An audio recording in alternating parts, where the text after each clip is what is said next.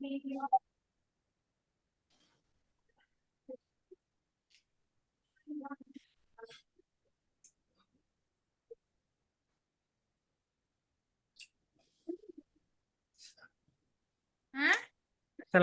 warahmatullahi wabarakatuh.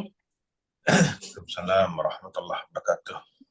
Salam, Om Swastiastu, Namo Buddhaya, salam kebajikan, rahayu, rahayu, rahayu.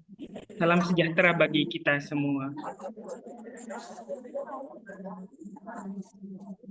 Kepada yang terhormat, Ibu Direktur Ibu Nur Hidayah SHMA yang sekarang lagi presentasi di Amerika, nanti izin nyusul para narasumber. Yang saya hormati, yang sudah hadir di tengah-tengah kita, Bapak Nasution Hamka, Bapak Di Ampe, dan juga Bapak Janang Firman. Dan juga seluruh anggota APSK dan serta Bapak Ibu yang hadir pada acara diskusi publik dan open house dalam rangka memperingati Hari Lingkungan Hidup yang bertema Quo Vadis, Seni Menjaga Alam Kalimantan di Era Kontemporer.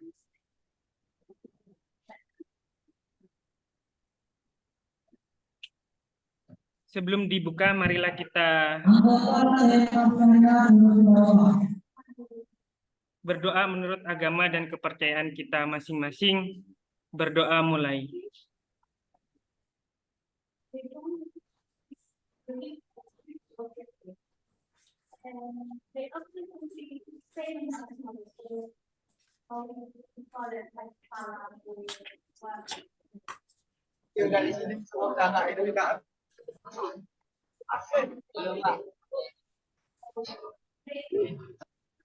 Baik, selesai.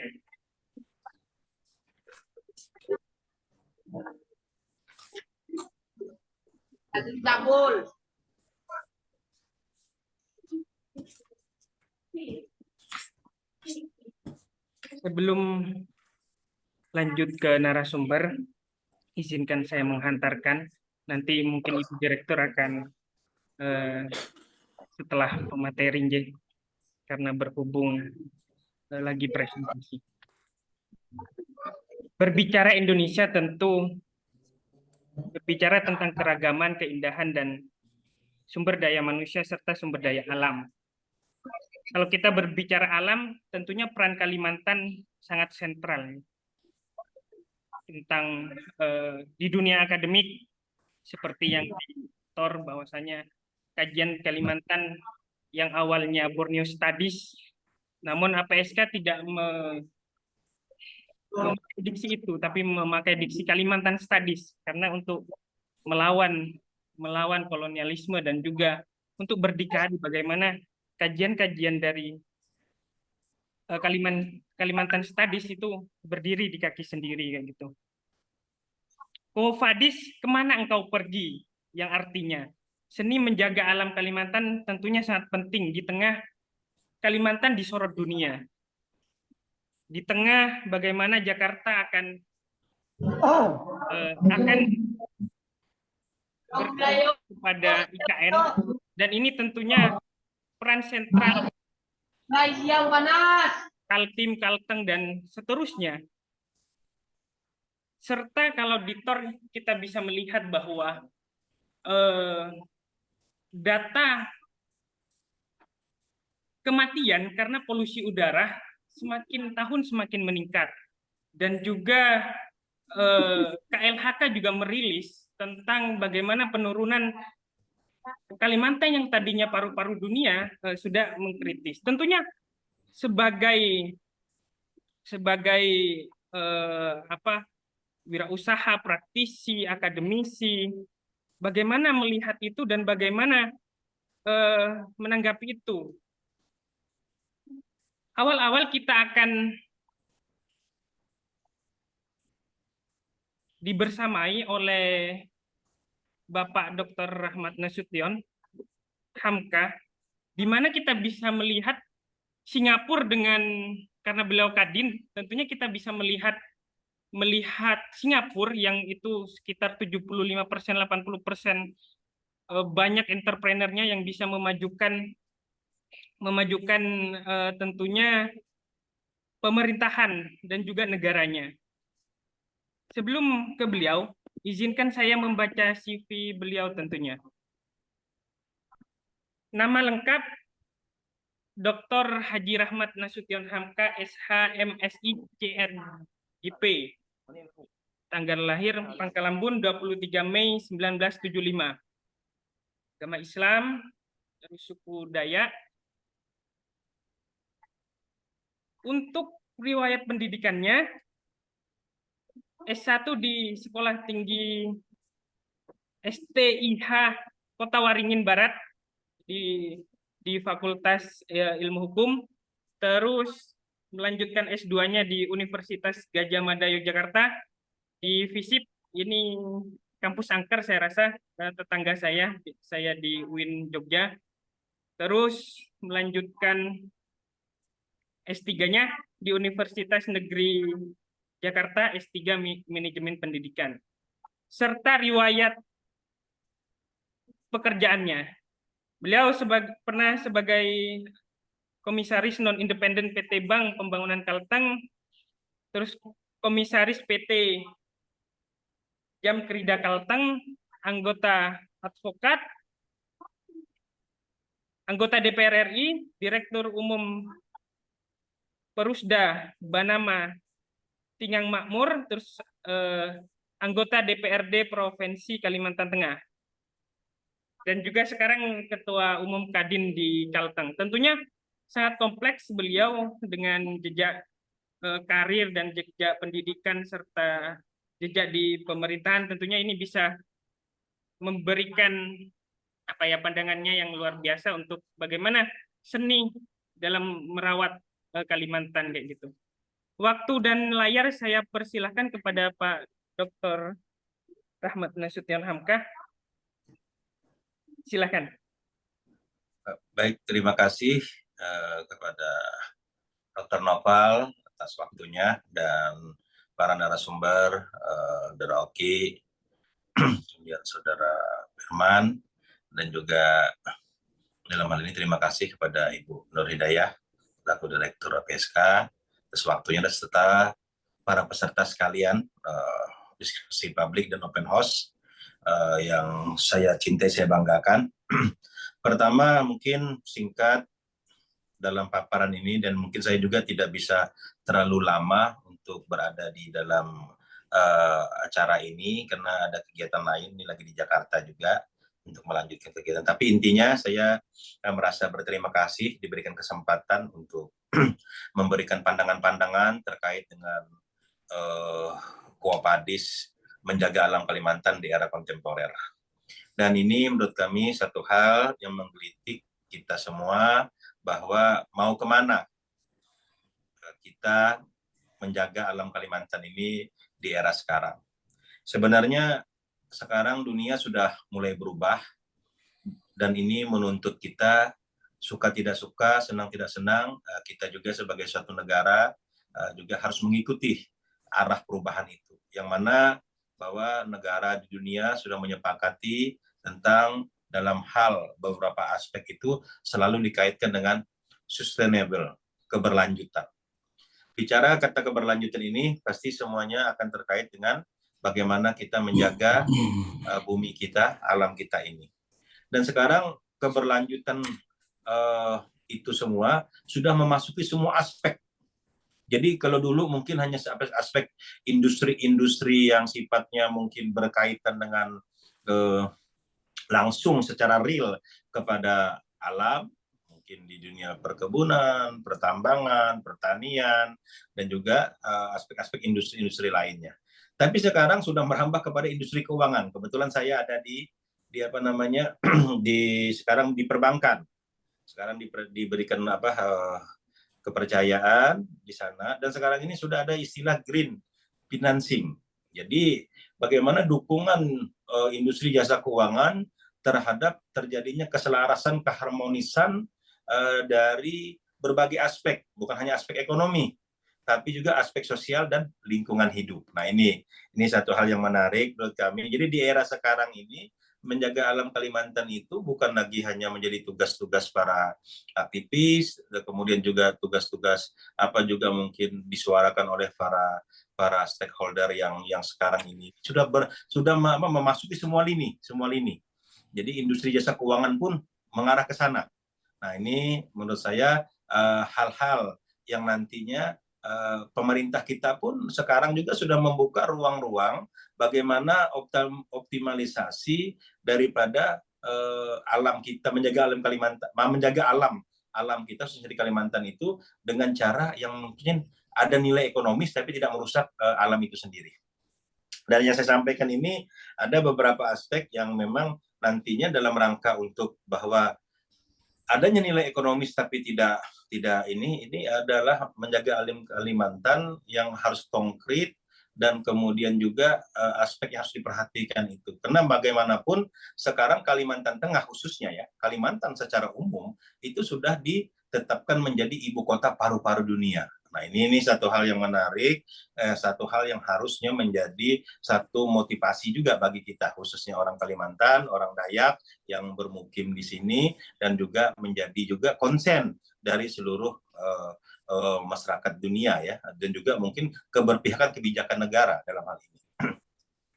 Nah, ini menurut kami sebagai ibu kota paru-paru dunia selain Amazon di Brasil dan juga Kongo, ini Indonesia dalam hal ini Pulau Kalimantan ini diberikan ditetapkan menjadi ibu kota paru-paru dunia. Dan kemudian di Kalimantan Tengah khususnya itu kalau kita berbicara paru-paru dunia dan berbicara wilayah, bahwa Kalimantan Tengah itu sebenarnya hampir separuh lebih itu masih dinyatakan kawasan hutan.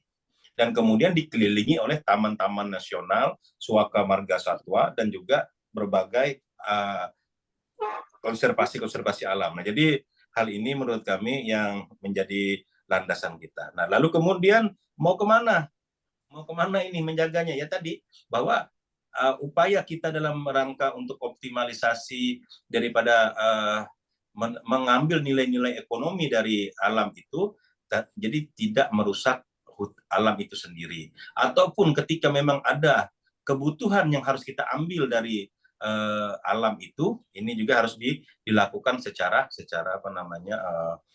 aspek-aspek yang sudah ditetapkan, yaitu dengan keberlanjutan. Misalnya sekarang dalam industri sawit pun mereka sudah harus memenuhi syarat-syarat ISPO, RSPO, segala macam sustainable itu menjadi hal yang mutlak. Lalu kemudian di industri pertambangan pun sama, mereka harus juga memenuhi standar-standar dalam rangka keberlanjutan. Nah, lalu kemudian saya kena di Kadin juga ini menekankan kepada ini saya tidak nanti untuk slide silahkan bisa dibaca sendiri, tapi saya ingin menambahkan ingin memperkaya daripada slide ini, bahwa ya yang harus dilakukan itu ya seperti yang tadi di awal tadi ada beberapa poin, pelestarian hutan tropis, pengelolaan sumber daya alam yang memang terukur, terarah, pengendalian kebakaran hutan. Nah, ini penting juga bahwa ya tadi dengan adanya sistem bahwa sekarang lahan gambut yang begitu luas, kemudian adanya peningkatan kesadaran masyarakat, karena kesadaran masyarakat ini bahwa Pulau Kalimantan itu tidak lagi hanya didiami oleh orang Dayak gitu, sudah dari berbagai macam suku bangsa datang ke Kalimantan dan sudah berini gitu. Jadi sehingga bahwa kearifan lokal orang Dayak itu ya dalam artian yang memang sudah selama ini teruji dengan alamnya itu ya bukan berarti kita menyalahkan orang luar datang kemudian membuat kerusakan, tidak. Dalam artian itu bahwa di sini sudah bahwa dalam rangka untuk peningkatan kesadaran masyarakat ini perlu ada treatment lain gitu loh. Jadi tidak bisa lagi berpangku kepada hanya berbasis kepada masyarakat Dayak, tapi juga masyarakat yang sudah mulai memukimi ke Pulau Kalimantan secara luas. Nah, kemudian implementasi kebijakan jadi bahwa kebijakan-kebijakan kita itu ya kalau bisa itu seluruh Indonesia itu jangan seragam. Nah, selama ini saya temui, saya pernah di DPR RI juga, bahwa kadang kebijakan pemerintahan secara pusat itu, nasional itu, membuat program segala macam itu seragam, satu kesatuan. Jadi kadang-kadang meneropongnya hanya melihat Pulau Jawa gitu. Nah, tapi sebenarnya menurut saya adalah bahwa dia harus berbasis kepada berbasis kepada lingkungan sosial budaya di daerah itu gitu. Jadi tidak bisa disamaratakan. Nah, itu yang mungkin yang lalu titik tekannya adalah bahwa saya ingin, karena ini tadi dalam artian ingin kemana arah kita menjaga Pulau Kalimantan ini, bahwa ya tidak ada lain bahwa kita bagaimana alam yang ada ini, dan ini ada komitmen dari negara-negara maju terkait carbon trading, bahwa Anda tidak rusak hutan, kami bayar Anda semua dengan ini. Nah, ini kan sebenarnya kan, tapi kalau dilihat mungkin menggiurkan sekali, tapi kan tidak seindah yang dibayangkan juga. Ketika kita sudah berupaya sedemikian rupa menjaga hutan kita segala macam, ketika kita ingin menagih komitmen negara-negara maju itu kan ya tidak semudah itu juga mereka memberikan. Dan saya dengar dulu di Kalimantan Timur, Gubernur Pak Isran Nur pernah cerita, dia harus berjibaku, tapi akhirnya berhasil juga gitu. Jadi dia tadi, kalau Anda tidak bayar, ya udah kami tebang aja lah hutan kita. Kita sudah capek-capek jaga hutan, kalian komitmennya tidak begitu konsekuen lah gitulah, tidak komit lah kan gitu. Nah, jadi ini juga menurut saya penting bahwa di era sekarang ini perlu komitmen. Nah, itu yang catatan besarnya, komitmen dari negara-negara maju, sehingga kita negara-negara yang memang diberikan tanggung jawab untuk menjaga alam bumi ini supaya tetap seimbang, itu ya harus benar-benar itu gitu. Jadi terjadi secara sinergitas gitu loh. Jadi jangan sampai kita sudah, nanti masyarakat kita ini kan kadang sekarang kan banyak nih carbon trading sudah menjadi, kadang-kadang menjadi bukan rahasia umum lagi, tapi ini semua jangan sampai menjadi bumerang. Karena timbul lagi, wah ini cuma akal tidak sebagaimana yang dibayangkan oleh mereka. Nah, jadi saya pikir ini menurut saya yang paling penting untuk kita pahami. Dan selanjutnya bahwa di era sekarang ini jangan khawatir, seluruh lini kehidupan, lini sektor itu sudah mengarah kepada green. Pokoknya green semua, green financing, green energy, green. Pokoknya sudah arahnya green, hijau semua. Nah, jadi untuk itu maka saya akhiri dengan sedikit bait pantun ini. Seni menjaga alam Kalimantan harus mengutamakan keseimbangan antara kebutuhan dan kelestarian dalam menjaga keberlanjutan. Nah, ini yang mungkin sebagai menurut saya poin akhirnya, bahwa keseimbangan itu dalam rangka antara kebutuhan kita untuk mengambil untuk kebutuhan kita manusia dan juga kelestarian itu harus tetap mengutamakan keberlanjutan. Demikian yang dapat saya sampaikan sebagai bentuk pengantar, dan kalau memang ada hal yang ingin dieksplor, saya kalau bisa diberikan waktu, karena saya memang tidak bisa terlalu lama untuk ini karena jam 10 saya harus bergeser lagi gitu, ada kegiatan lain. Mungkin itu yang dapat saya sampaikan. Terima kasih Dr. Noval dan juga semua narasumber dan peserta, dan mudah-mudahan ini bisa menambah cara pandang kita. Terima kasih. Baik, sama-sama Pak Rahmat.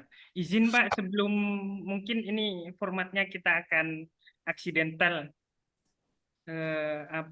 Sebelum Pak Rahmat meninggalkan, Bapak Ibu silakan kalau ada pertanyaan, saya persilahkan dulu sebelum beliau meninggalkan Zoom meeting ini. Silakan.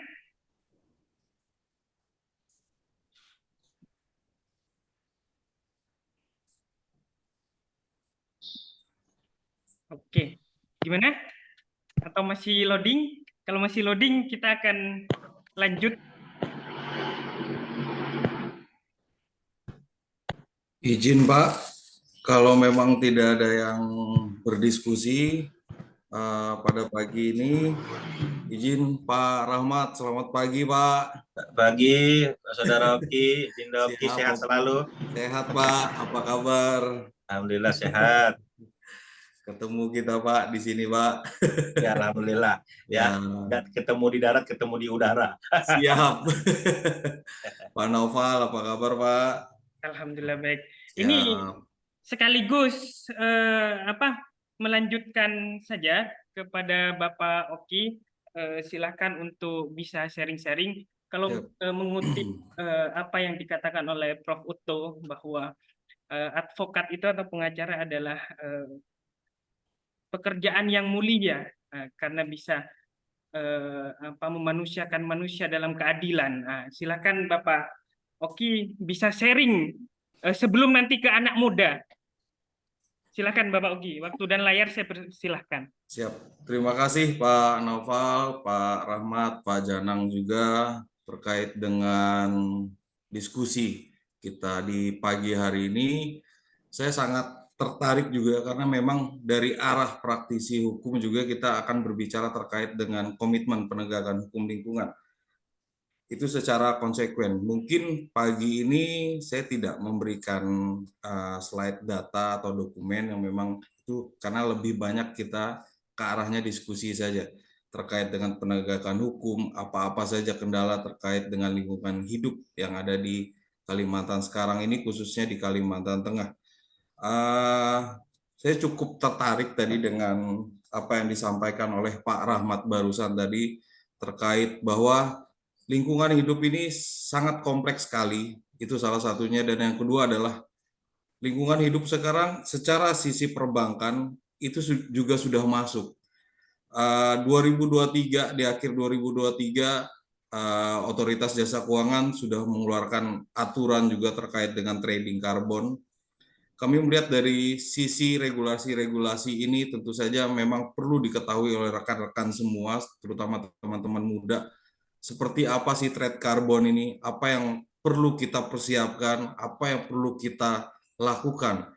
Karena betul apa yang disampaikan oleh Pak Rahmat tadi, Kalimantan Tengah khususnya Palangkaraya dan wilayah kabupaten lain, suku bangsa lain itu sudah masuk semua ke wilayah Kalimantan Tengah.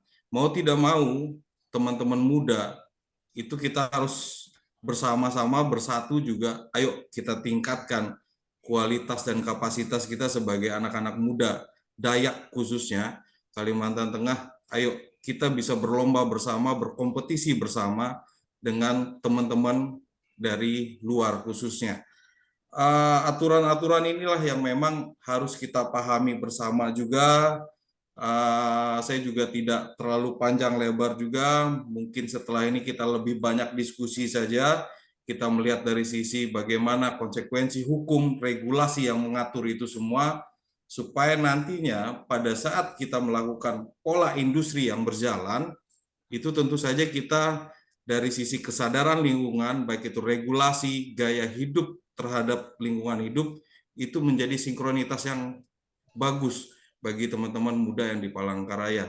Mungkin itu Pak Naufal yang saya sampaikan singkat saja, mungkin lebih banyak ke diskusi dengan teman-teman yang hadir mengikuti kegiatan kita pada pagi hari ini. Terima kasih Pak Naufal.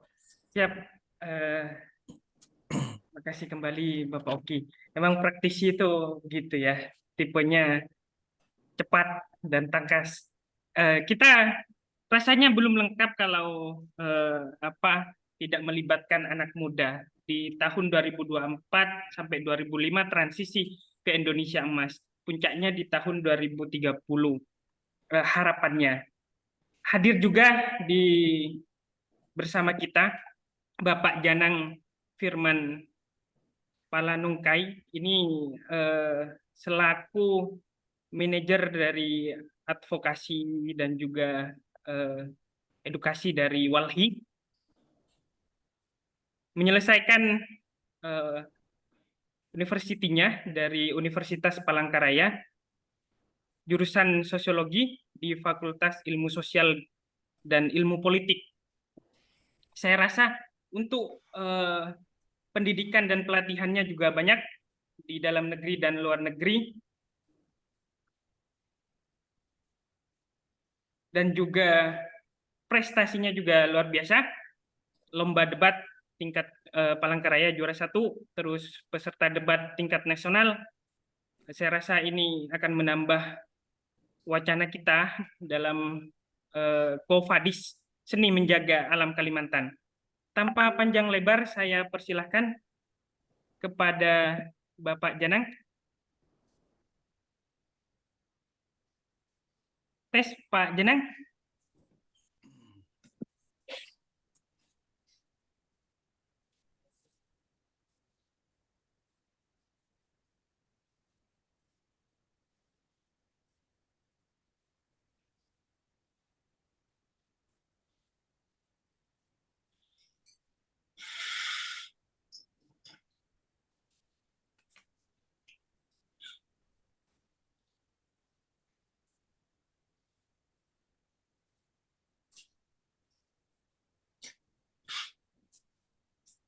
Ya, mohon maaf sebelumnya. Suara saya jelas, Mas? Udah, aman. Oke, mohon maaf saya ini berganti ke handphone karena ada bermasalah terkait jaringan. Baik, terima kasih semuanya. Pada kesempatan pagi hari ini saya akan menyampaikan materi saya yang bertajuk Selamatkan Kalteng dari Bencana Ekologis. Pertama-tama saya tertarik dengan dua narasumber yang sebelumnya sudah menyampaikan paparannya terkait dengan bagaimana sebenarnya menjaga keseimbangan alam Kalimantan sebenarnya, terkhusus Kalimantan Tengah. Pertama, di slide pertama, penting juga saya ingin menyampaikan soal refleksi ya, karena ini juga menjadi salah satu sorotan dari kami, Walhi Kalimantan Tengah. Pertama adalah momen Qofadis hari ini mengacu kepada Hari Lingkungan Hidup, memperingati Hari Lingkungan Hidup, yang dimana Hari Lingkungan Hidup sebenarnya ini merupakan salah satu momen penting sebenarnya untuk bisa merenungkan sejauh mana sebenarnya hubungan kita dengan alam sekitar kita sampai saat ini.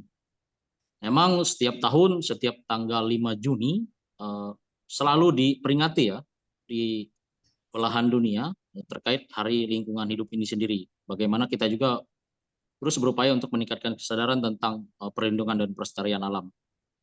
Nah, akan tetapi sebenarnya Kalimantan Tengah lagi-lagi pada awal tahun 2024 ini mengalami suatu kejadian yang kemudian harusnya menjadi refleksi besar bagi kita, di mana di beberapa wilayah Kalimantan Tengah itu bencana banjir menjadi salah satu bukti nyata bahwa dampak dari semakin rusaknya lingkungan akibat aktivitas industrialisasi yang menurut kami yang menyebabkan krisis iklim dan menjadi ancaman nyata bagi masa depan bumi.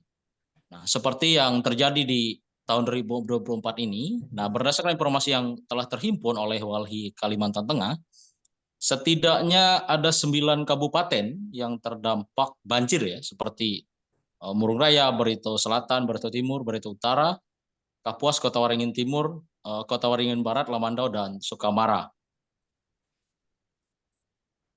Nah, kemudian lanjutnya, selain juga merefleksikan soal bagaimana kondisi alam Kalimantan, penting juga kita mengetahui bahwa secara luasan Kalimantan Tengah ini merupakan salah satu provinsi terbesar kedua terluas di Indonesia ya. Luas Kalimantan Tengah itu sekitar 15 juta hektar lebih. Nah, namun di lain sisi Kalimantan Tengah juga sudah terbagi atas dua pembagian penguasaan ya, secara konteks penguasaan. Nah, itu ada investasi skala besar dan juga ada wilayah kelola rakyat. Nah, dari kedua hal ini tentunya kita bisa mengacu pada slide berikutnya,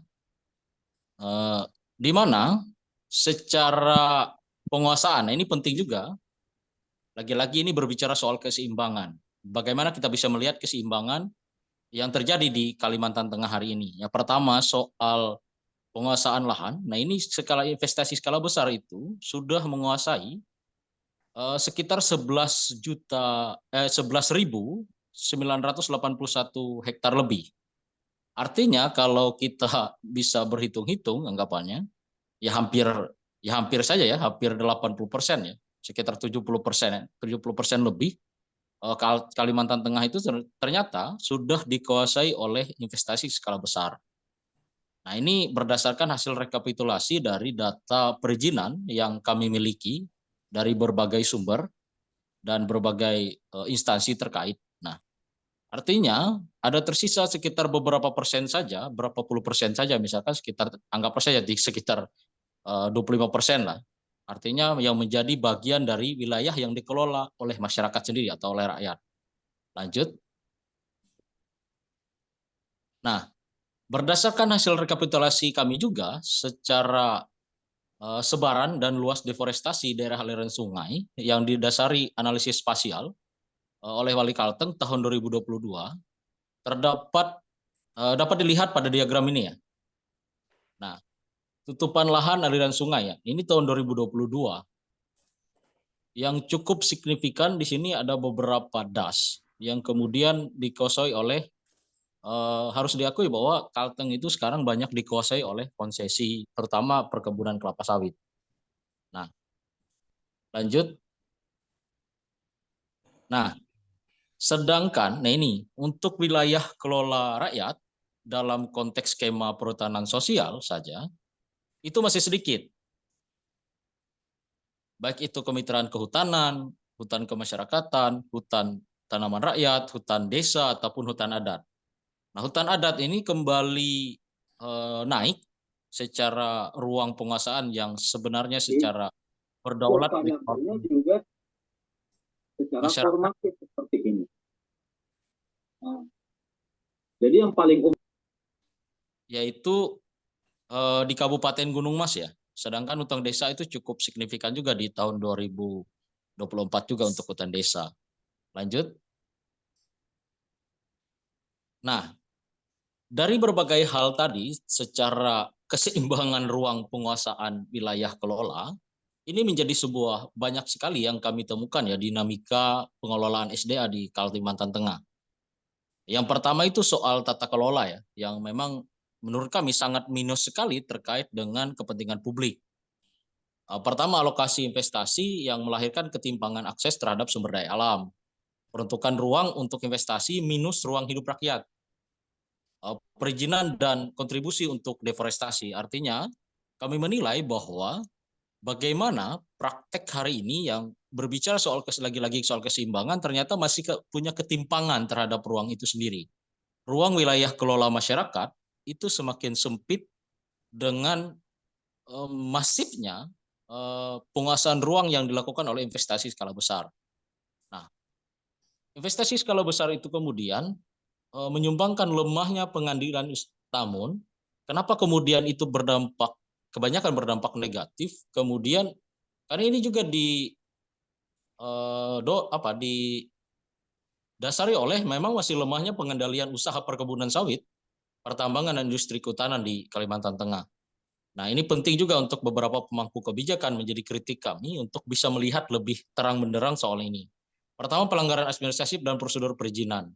Masih banyak beberapa perusahaan di Kalteng yang kami temukan bahwa secara konteks prosedur perizinannya masih sangat-sangat melanggar gitu.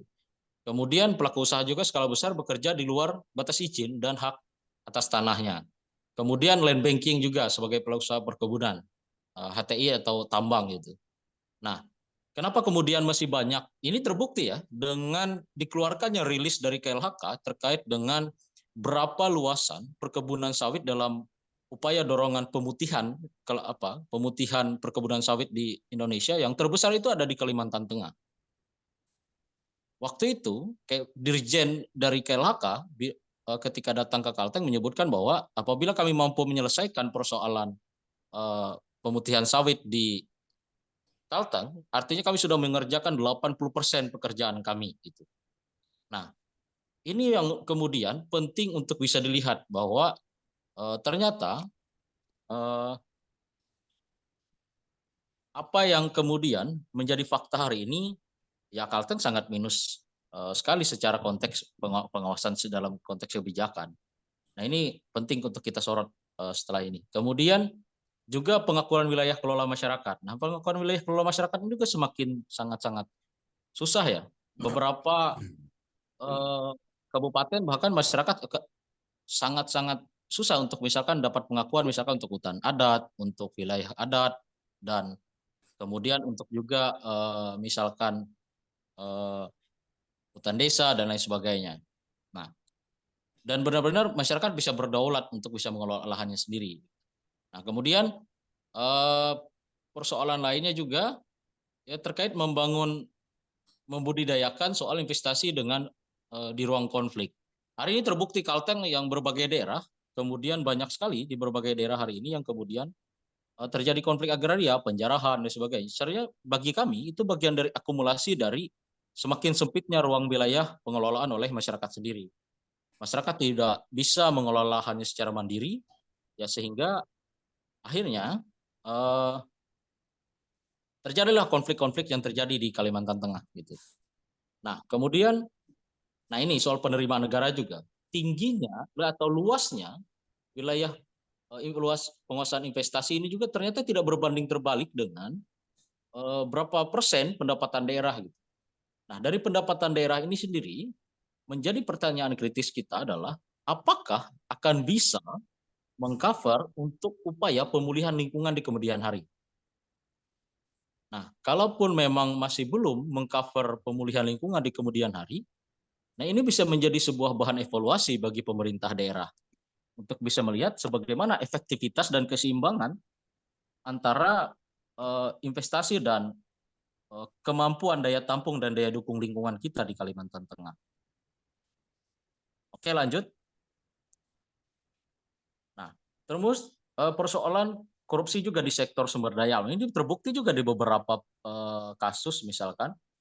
Yang terakhir misalkan salah satunya adalah ketika Bupati Kapuas ditangkap oleh KPK dan salah satu unsur yang memberatkan pada saat itu adalah soal adanya suap terkait dengan proses perizinan. Nah, ini yang kemudian yang terus kami sorot bahwa jangan sampai ini kemudian terus terjadi. Artinya, kenapa kemudian harus sesuai prosedur hukum terkait dengan proses perizinan? Karena ini akan menjamin tata kelola sumber daya alam Kalimantan Tengah itu memang bisa terbagi rata dan kemudian bisa berdampak besar bagi masyarakat Kalteng. Lanjut.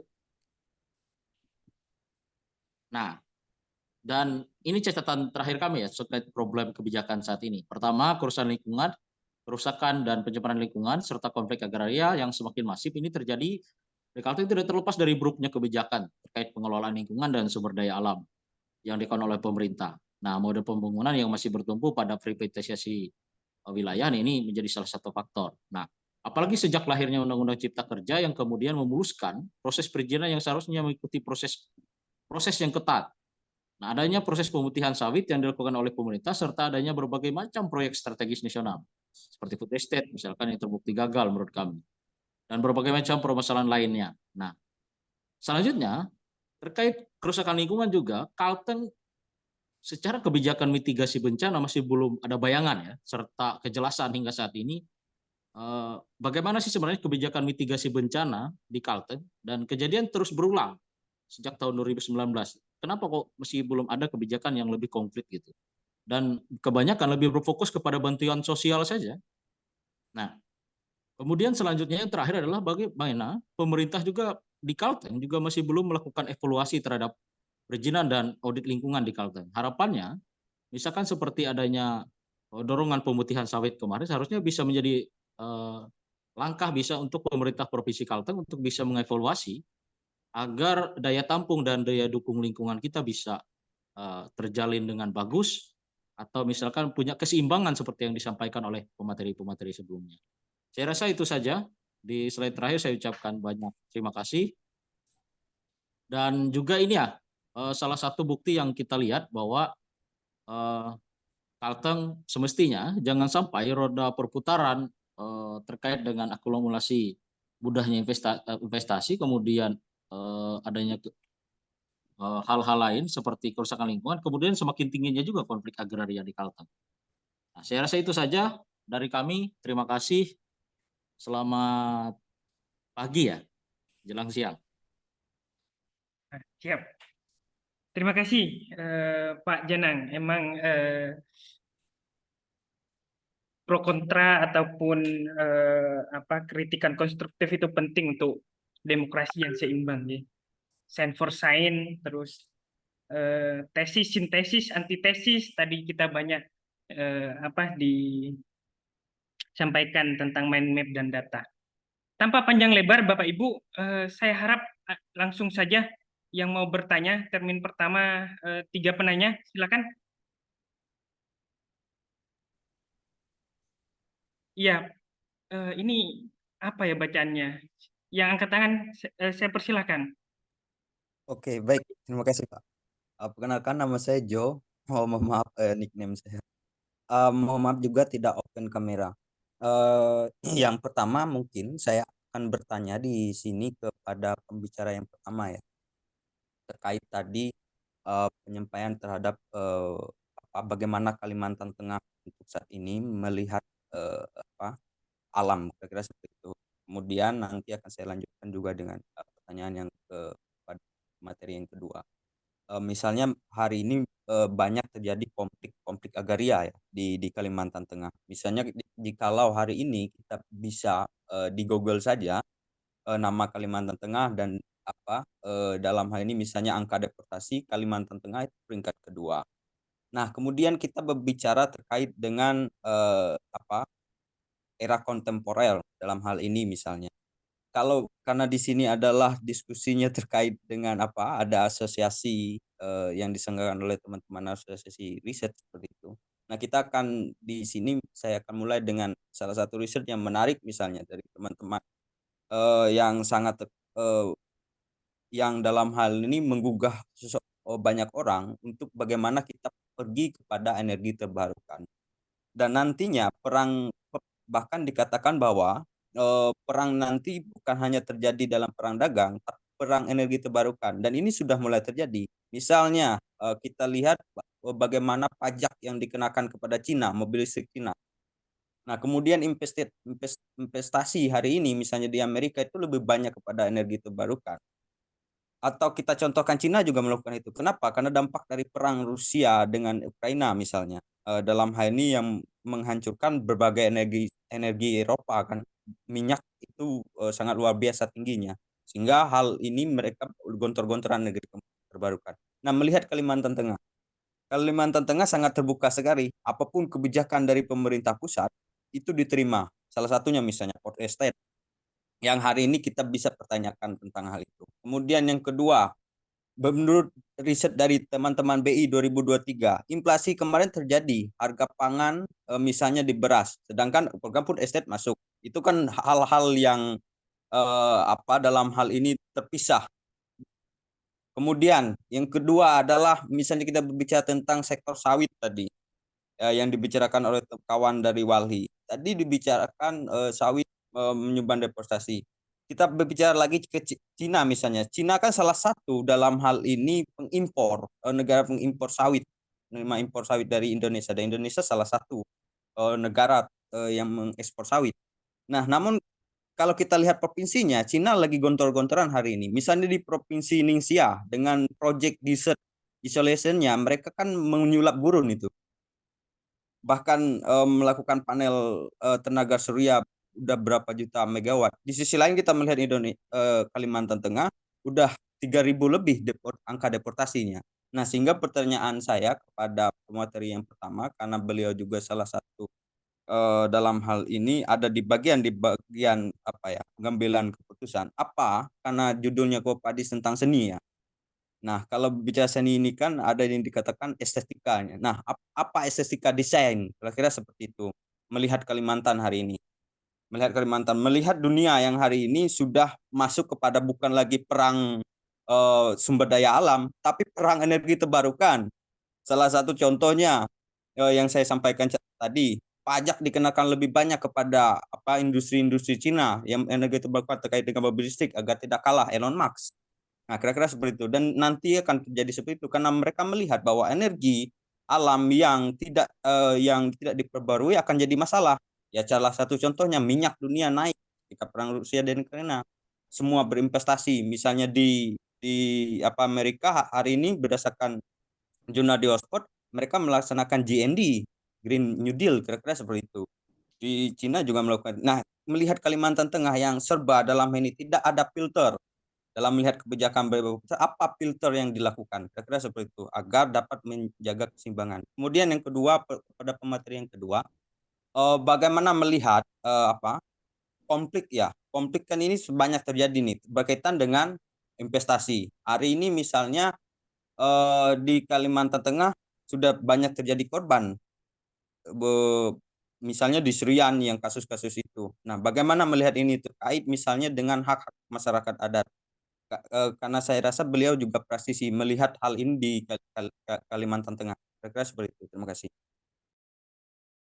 Baik. Waduh, karena satu pertanyaan itu isinya banyak, jangan khawatir, APSK juga Gabus Direktur lagi presentasi tentang fikih agraria, riset saya tentang Trihita Karana Hindu, kayak gitu.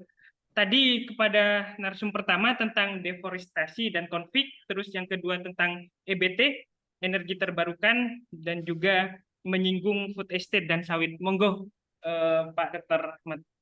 Ya, baik, terima kasih atas apresiasi dan responnya apa yang disampaikan tadi. Mengenai konflik agraria, sawit, ini semua kan sebenarnya akar permasalahannya ini bahwa distribusi kesejahteraan itu seperti disampaikan oleh pembicara ketiga tadi, Pak Janang Firman ya, dari aktivis Walhi, bahwa ini tadi penguasaan sumber daya alam oleh masyarakat itu kan terbatas. Kemudian oleh korporasi, nah walaupun saya di Kadin, ya kita tuh berharap implementasi daripada plasma 20% itu sudahlah, jangan berlindung lah daripada aturan-aturan. Oh kami ini sebelum aturan itu dikeluarkan, oh kami ini sudah, saya pikir beginilah, korporasi itu kan kenapa? Sebenarnya pola plasma itu tidak merugikan perusahaan, cuma hanya membagi keuntungan sebenarnya. Kenapa? Ya hasil kebunnya kan untuk mereka juga sebenarnya. Ini sebenarnya menurut saya ini perlu ada apa namanya tuh satu kebijakan tegas ya, kebijakan tegas. Ya kalau kamu tidak mau dengan cara seperti ini ya pemerintah pusat ya harus punya apa namanya tuh punya satu power strong ya, strong power lah ya. Lalu kemudian apalagi tadi ada pemutihan kata teman tadi dari pembicara ketiga segala macam. Ya itu dijadikanlah semacam bentuk bahwa oke, kalau kamu mau ini ya kamu harus begini gitu. Jadi posisi tawarnya jelas juga karena memang kita ini kan tidak memulai dari baru tapi sudah permasalahan yang sudah sedemikian rupa lah yang dari kebijakan-kebijakan pemerintahan dari masa lalu sekarang yang ini kan jadi tapi kita kan tidak mau juga lalu menyalahkan pemerintahan yang lalu kemudian ini tapi kan bagaimana mencari solusi kan begitu dari yang terjadi sekarang di era kontemporer terjadi. Nah itu menurut saya yang paling penting adalah kebijakan secara tegas yang kemudian meyakinkan bahwa plasma itu wajib dilaksanakan dan itu tidak akan merugikan pengusaha. Udahlah, saya ini pengusaha juga, tidak akan merugikan. Kenapa? Ya hasil panennya untuk mereka juga, cuma hanya membagi keuntungan. Kalau yang biasanya dapat 100.000, mungkin sekarang dapatnya cuma 50.000. Tetapi tetap untung juga, bukan tidak untung. Begitu. Nah ini mungkin yang perlu ini. Jadi dari Walhi juga mungkin ya bisa juga mengkampanyekan ini secara luas bahwa ini bukan masyarakat. Jadi maksud saya itu masyarakat kenapa berlaku demikian? Masyarakat adat kami dari orang-orang Dayak juga kenapa begini? Karena selama ini kita ini kan dari dulu ini kan banyak diam gitu. Pada saat masa Orde Baru kita ya nerima saja. Kemudian bagaimana yang terjadi kepada kita kebijakannya ya udahlah. Tapi maksudnya di era sekarang ini inilah saatnya kita untuk memperbaiki itu semua dan mengenai energi baru terbarukan segala macam ini semua ini sudah sekarang bahwa negara global ini kan sudah sedemikian rupa juga bahwa ya senang tidak senang juga kita sudah akan beralih ke sana gitu. Dan apalagi kita ini kan punya juga musim yang memungkinkan untuk melakukan itu juga. Dan apalagi juga bahwa sumber daya alam kita juga ya sudah mulai energi fosil segala macam ini kan juga sudah mulai akan ditinggalkan. Dan sekarang saya dengar juga G7 pun sudah akan mempercepat proses untuk untuk segera mengakhiri energi fosil itu. Nah, tapi ini kan penting juga bagi kita bahwa untuk dipahami global warming, kemudian juga kondisi global ini, bagaimana krisis pangan nanti akan terjadi. Saya tuh membayangkan begini, kadang-kadang itu agak ekstrim juga ya. Memang kadang-kadang bangsa kita ini, Indonesia ini perlu diembargo kadang-kadang. Kalau bisa tuh saya tuh bilang, ya Tuhan, tolonglah embargo Indonesia. Karena orang Indonesia tuh kalau diembargo, dia akan lebih kreatif, akan lebih survive, dan akan lebih dijaya gitu loh. Nah itu kadang-kadang tuh saya tuh lihat ya tadi memang ini pemikiran ekstrim ya. Kadang-kadang ya udah kita harus berani mengambil resiko itu. Kadang-kadang kapan perlu jangan dikirim beras lah dari Thailand, jangan dikirim beras dari Vietnam. Jadi mau nggak mau juga kita harus nanam, harus memenuhi kebutuhan sendiri gitu lah. Saya itu mudah-mudahan kapan Vietnam nih embargo kita nggak mau kirim beras, kapan Thailand nggak mau kirim kita beras kan gitu. Biar kita bangsa Indonesia ini mau nggak mau dipaksa gitu lah.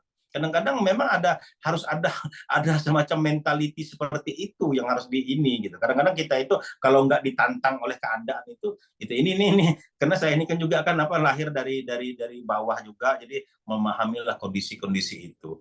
Nah selanjutnya kepada penanggap tadi yang merespon tadi bahwa prinsipnya bahwa adalah yang paling penting itu menurut saya yang paling penting itu adalah bahwa komitmen.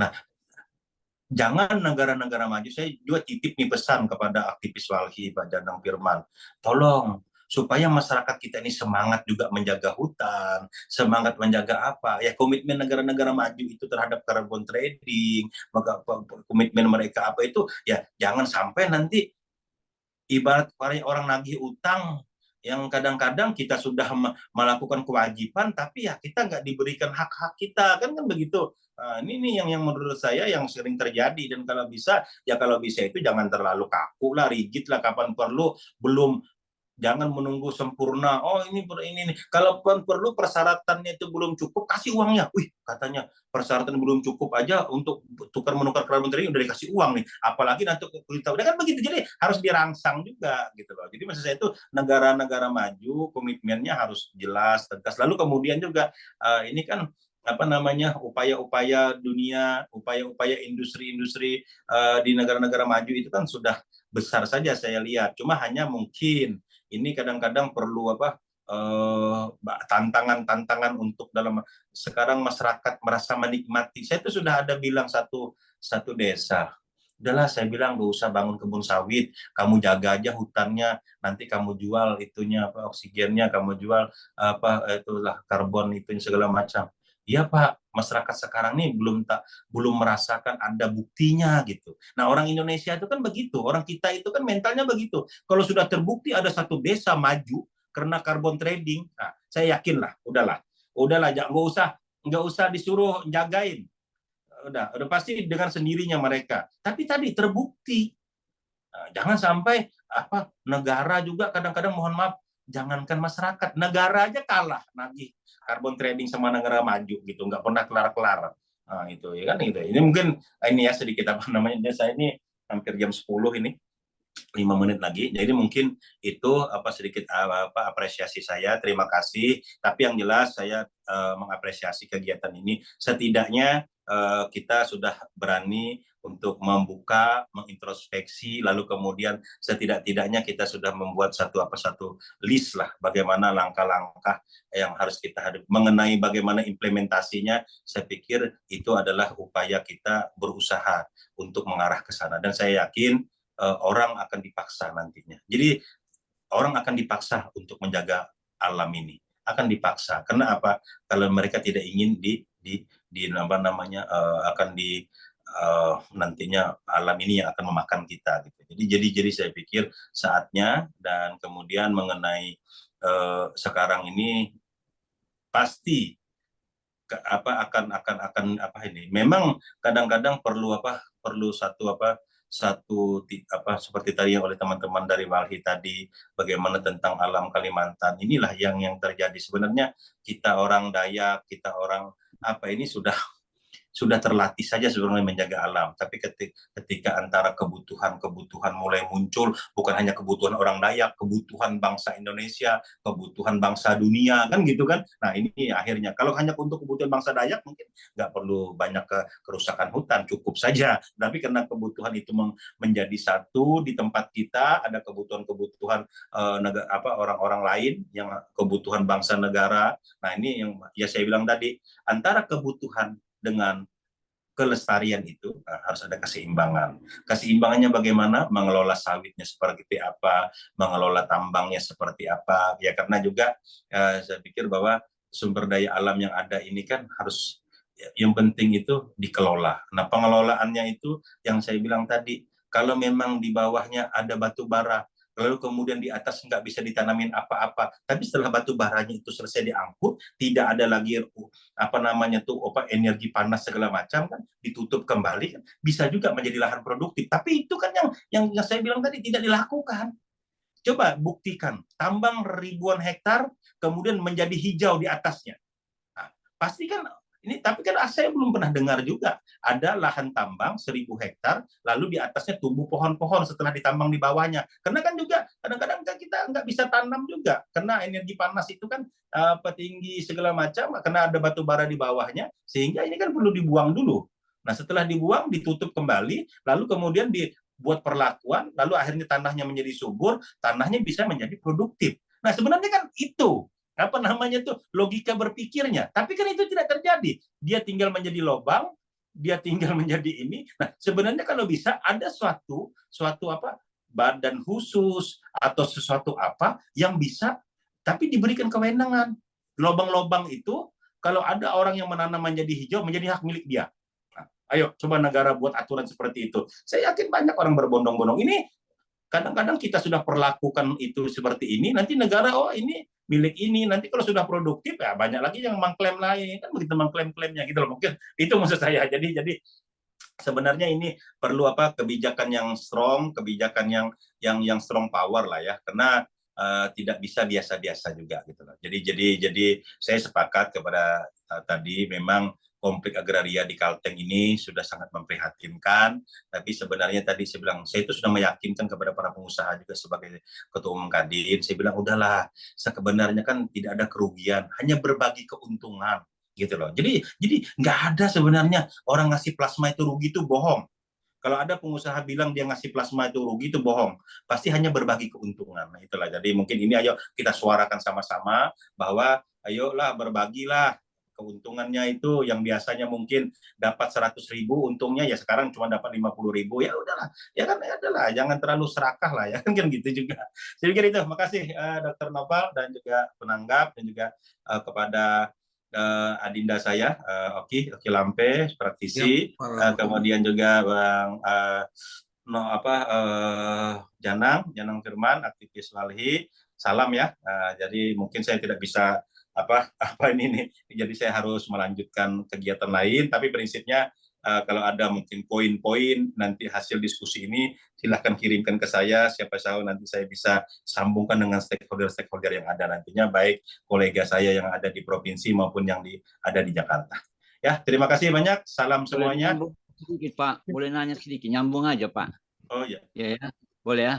Jadi kalau saya dengar penjelasannya Bapak tadi, saya lihat bagus Pak. Memang saya lihat di Undang-Undang Omnibus Law itu dikatakan bahwa silakan mencemar asal dibagi, kan begitu ya. Kalau dulu itu jangan mencemari, kalau mencemari dicabut izinnya. Kalau dulu memang Pemda Kabupaten dan Provinsi punya kewenangan mencabut izin ketika merambangan andal. Sekarang kan izin itu semua pusat. Nah, syukurlah muncul itu Perpres nomor 111 mengatur tentang 17 agenda Sustainable Development Goal. Artinya silakan pengusaha mencemari lingkungan, tapi jangan lupa berbagi. Pertama poin Indonesia Sustainable Development Goal. Pertama itu jangan ada orang miskin. Yang kedua jangan ada orang stunting. Betul. Yang ketiga itu kan 17 agenda. Saya tidak tahu Kalimantan Tengah berapa 17 agenda itu diambil. Nah, mestinya jangan diambil semua. Minimal kalau bisa sampai 12 dari 17 itu. Nah, itu kemudian pajaknya begini. Ada kalau di hukum lingkungan ada namanya pencemar membayar. Silakan mencemari asal bayar, tapi hancur dunia. Sekarang ada prinsip pencemar menguntungkan. Ya. Seperti Bapak, kalau saya tanya tadi Bapak begitu. Terima Ya. kasih Pak. Assalamualaikum warahmatullahi wabarakatuh. Ya, terima kasih. Makasih, saya sepakat sekali dengan penanggap ini tadi. Jadi benar itu. Jadi kita itu ya tadi sebenarnya itu kan ya silahkan kamu berbuat sesuatu, tapi ini itunya. Tapi sekarang ini kan mohon maaf itu udah memang negara sudah menyiapkan nih kalau mau menambang kamu bayar nih uang ini untuk reklamasi, bayar ini bayar ini. Tapi kan ya tadi saya bilang mengambil uang reklamasinya aja susah minta ampun. Lalu kemudian ada orang ingin memperbaiki lingkungan juga sedemikian rupa rumitnya birokrasi. Nah ini yang menjadikan orang akhirnya ini mau dijadikan apa kan gitu. Nah kalau mengharapkan pengusaha kan begini, pengusaha itu sudah untung, ya ngapain dia repot-repot lagi mau ngambil reklamasi? Ya kasih aja kalau memang ada yang memang apa namanya itu orang yang memang berkomitmen untuk itu ya serahkan kepada ahlinya gitu. Jadi ini nih yang kadang-kadang ini, wah ini harus ini dulu perusahaan ini, ya sudahlah negara ini saya bilang tadi jangan ketika uang masuk tuh susah keluarnya. Ini yang kadang-kadang apa negara kita ini begitu Pak. Itu kadang-kadang uang reklamasi sudah disetor, dan ketika kita ada orang ingin memproduk lahan itu dioptimalkan menjadi produktif dengan segala macam, keluar unitnya susah Pak. Itu mungkin itu saja Pak. Ya, tapi sepakat Pak bahwa saya bilang tadi bahwa sebenarnya betul. Ketika pengusaha itu kan sebenarnya saya ini kan kemarin ada ikut pelatihan manajemen risiko ya sudah tahu lah risiko-risiko yang terbesar yang akan mereka hadapi itu. Jadi mereka itu sebenarnya sudah memitigasi risiko itu, dan juga mereka pasti sudah punya plan-plannya gitu. Jadi tidak ada lah kalau mereka itu katanya misalnya masalah agraria berbagi plasma rugi, itu bohong. Udahlah, cuma hanya berbagi untung. Lalu kemudian ketika pengusaha tambang bahwa betul kata Bapak, intinya itu sekitar perusahaannya jangan ada yang miskin. Masa ini dulu kita aja tanpa ada perusahaan bisa sekolah anak sampai sarjana sampai ke Jakarta tanam karet tanam apa. Ini sekarang masuk perusahaan jangan tamat kuliah, tamat SMA aja syukur kadang-kadang. Itu Pak. Ini Oki Lampe nih yang bisa nanti lebih mengekspor tentang kearifan lokal orang Kalimantan. Dulu tuh yang sekarang menjadi pejabat-pejabat di Kalteng yang menjadi itu dulu kan dari tanaman karet bapak ibunya dulu. Bukan dari tanaman sawit. Coba saya tanya sekarang, yang orang Dayak yang dari sawit bisa sekolah sampai ke luar negeri mana? Nggak ada. Cuma hanya itu. Jadi inilah ya fenomena-fenomena ini. Saya bilang tadi bahwa kearifan lokal kita. Nah jadi, tapi bukan berarti kita anti sawit, tidak. Maksud saya itu ya tadi betul kata Bapak tadi bahwa ya udahlah, masa 20% plasma aja nggak bisa kasih sih, ibaratnya cuma hanya bagi keuntungan, bukan juga rugi, ya kan gitu. Oke, itu mungkin poinnya.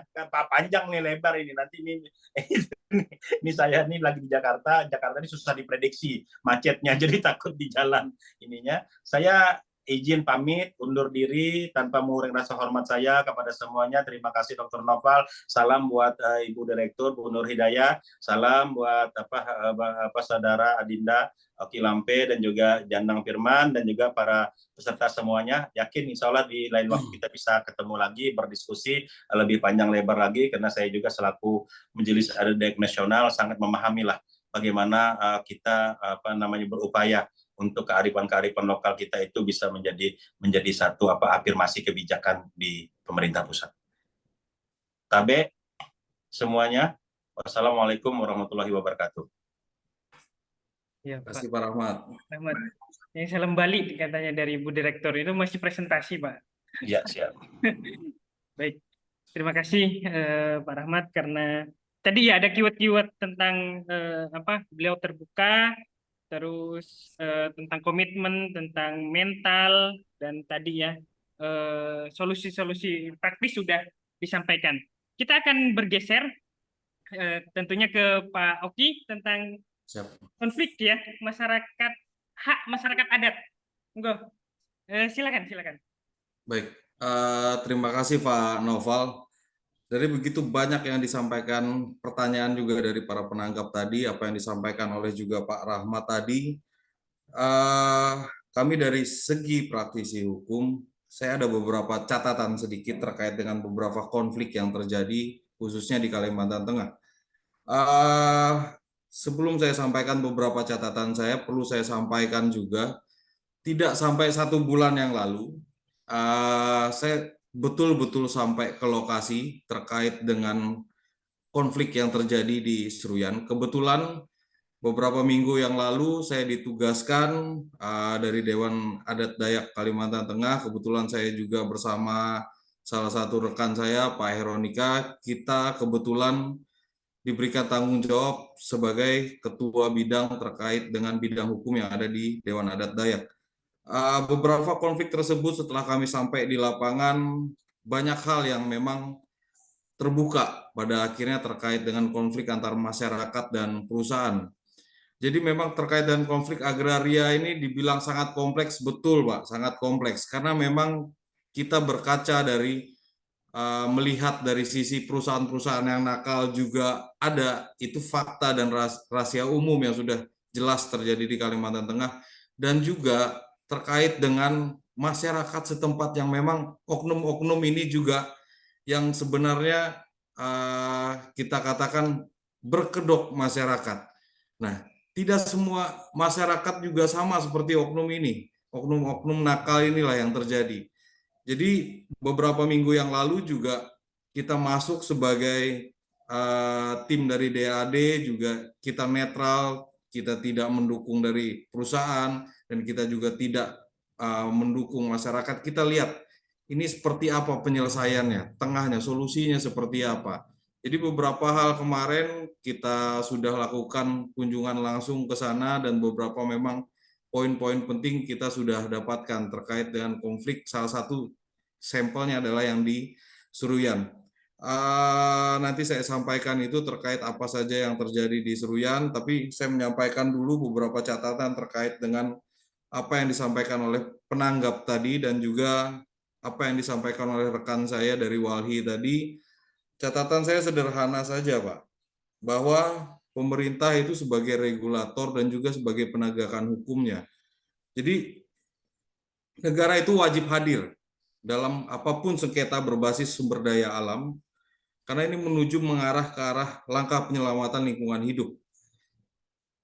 Bahwa secara postur dan struktur, dalam konteks administrasi negara dan upaya menghadirkan lingkungan hidup yang baik dan lestari, catatan saya itu ada 3, Pak. Yang pertama itu adalah terkait dengan mengukur kebijakan, policy-nya adalah bagaimana eksistensi terkait kebijakan politik hukum. Ini yang betul-betul harus kita pahami juga, karena di dalam politik hukum kita berbicara terkait dengan instrumen hukum di dalamnya, lalu bagaimana dengan institusi secara hukum yang ideal. Mengingat bahwa terkait dengan pada tataran harmonisasi hukum, dalam pasal 66 Undang-Undang Perlindungan dan Pengelolaan Lingkungan Hidup memberikan alas normatif yang justru dicederai oleh aturan yang memberikan peluang kriminalisasi terhadap masyarakat adat. Sedangkan kan kita paham bahwa masyarakat adat ini sudah diakui oleh Mahkamah Konstitusi. Itu yang pertama, terkait dengan mengukur kebijakan. Lalu yang kedua adalah bagaimana kita men-tracking masalah. Itu adalah terkait rumusan norma dalam pasal memiliki tingkat presisi lemah karena sangat besar ditafsirkan menurut kepentingan penegak hukum secara subjektif semata. Itu yang pertama. Lalu bagaimana kita melihat efektivitas hukum yang cedera karena terbenturnya kepentingan para pihak. Yang ketiga adalah bagaimana kita melihat rezim ini secara terpadu, itu dengan cara perbaikan norma sebagai alas kebijakan politik hukum dengan mengutamakan legislasi dan regulasi di sektor SDA dan lingkungan hidup berdasarkan TAP MPR 9 MPR 2001 pembaruan agraria dan pengelolaan sumber daya alam.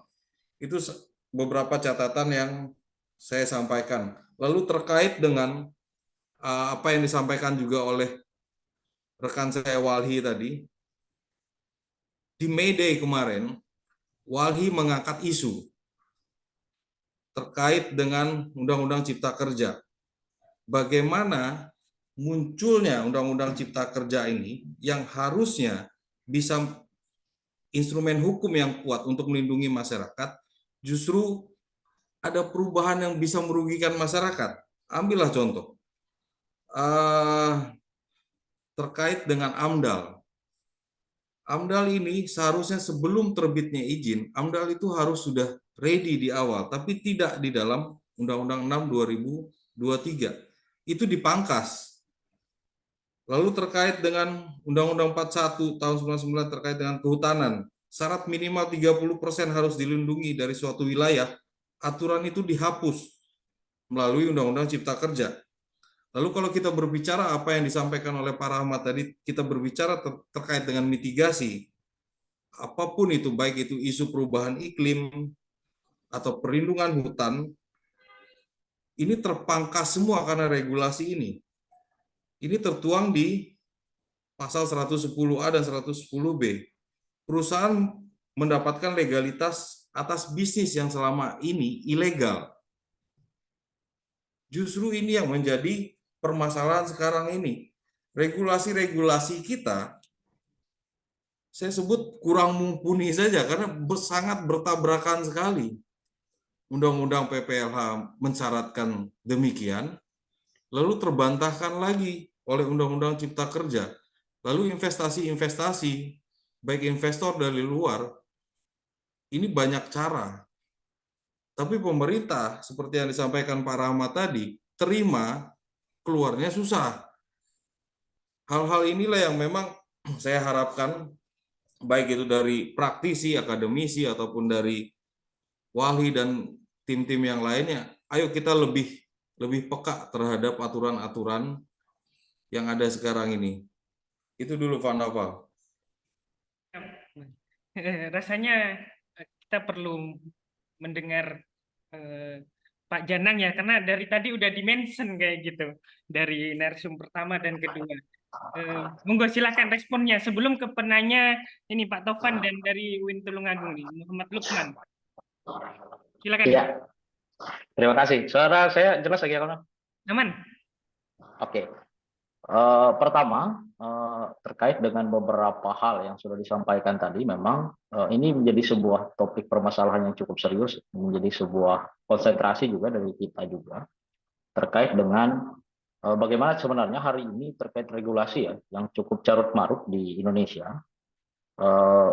Undang-undang PPLH kemudian sangat sebenarnya bisa menjadi benteng terakhir untuk perlindungan dan penyelamatan lingkungan hidup, tapi juga dibantahkan dengan Undang-Undang Cipta Kerja. Ini yang kemudian menjadi sebuah permasalahan regulasi di Indonesia saat ini.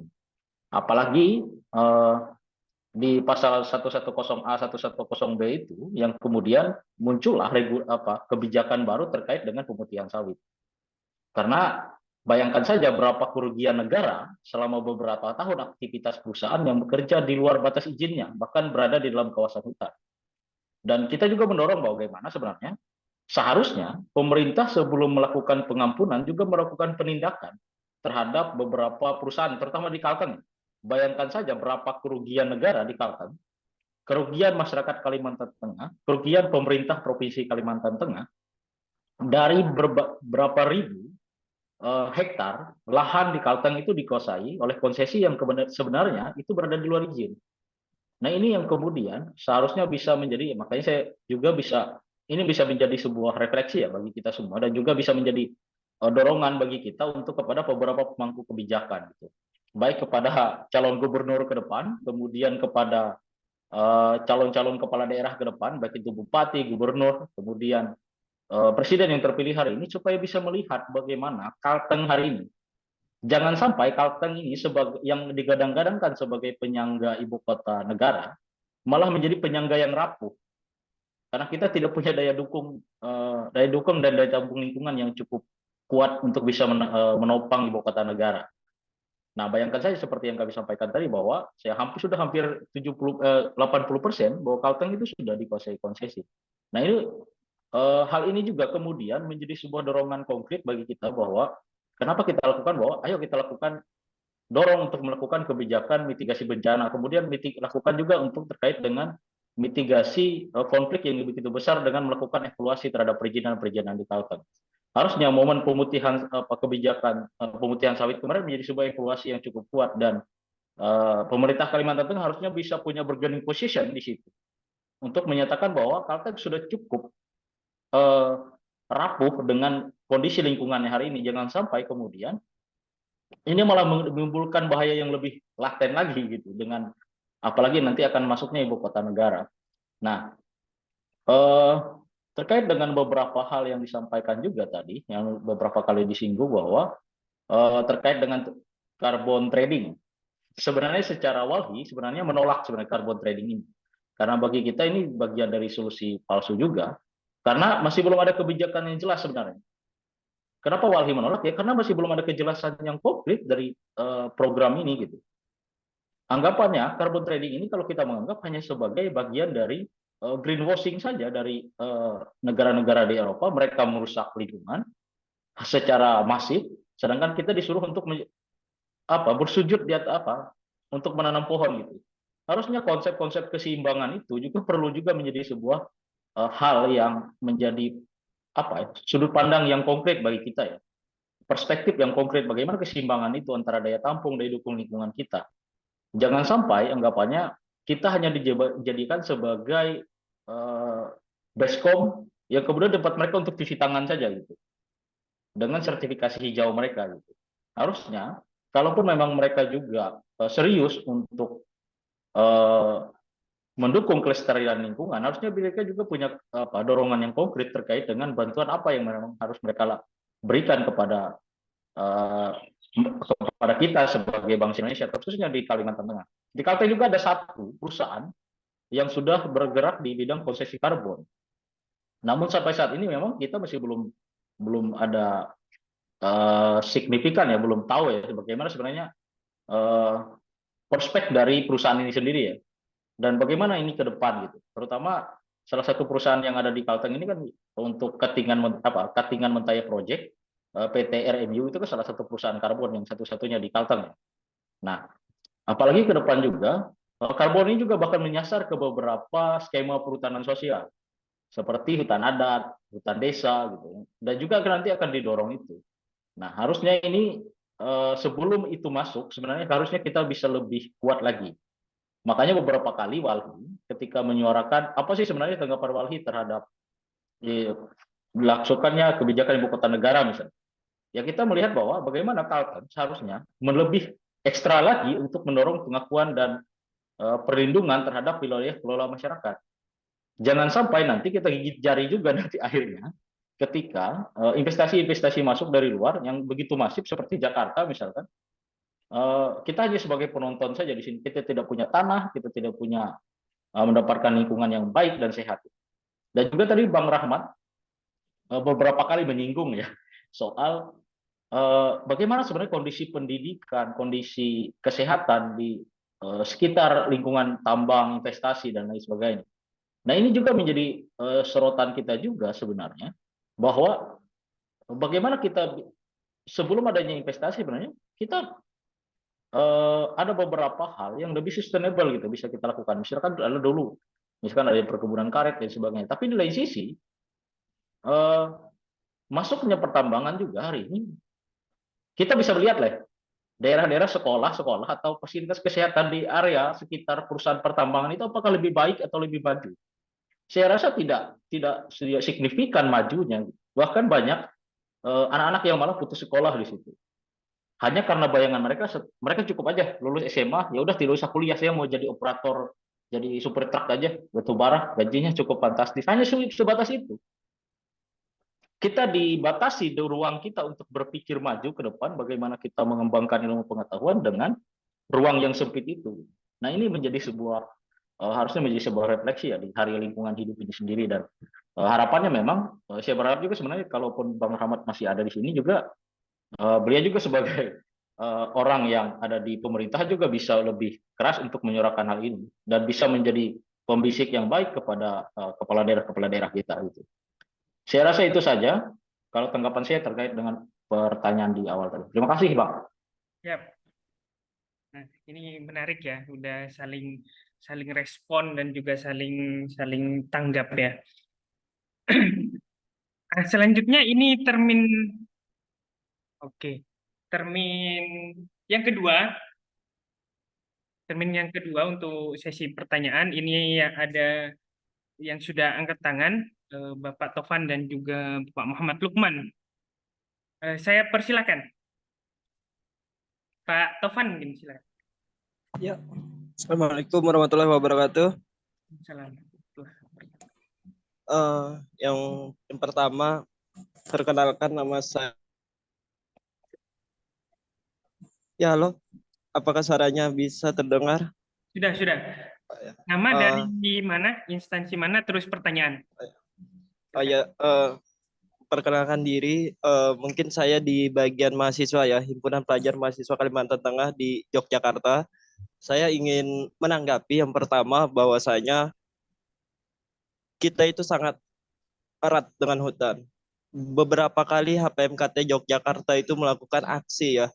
Cuman itu lebih sebatas insidentil, artinya kebakaran hutan kemarin, sama kita juga menanggapi isu di Desa Bangkal Seruyan yang pada akhirnya kita bingung. Kita punya pikiran sendiri untuk alam ini. Saya hanya ingin bertanya seperti ini. Masyarakat kita tuh sangat dekat dengan hutan, dan pada akhirnya hari ini yang dijadikan korban selalu baik skema, baik desain atau apapun adalah masyarakat.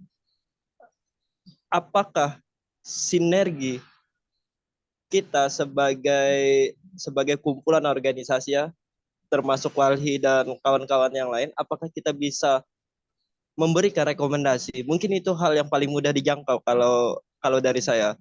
Apakah itu bisa untuk menekan yang pada akhirnya tujuannya membangkitkan kesadaran masyarakat?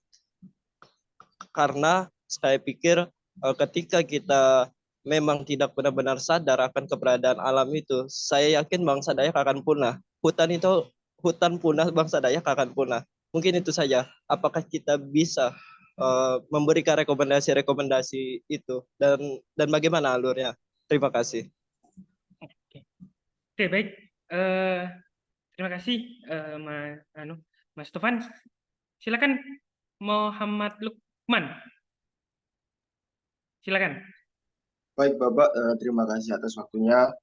Mohon izin memperkenalkan diri, saya Lukman dari Jawa, orang Jawa asli.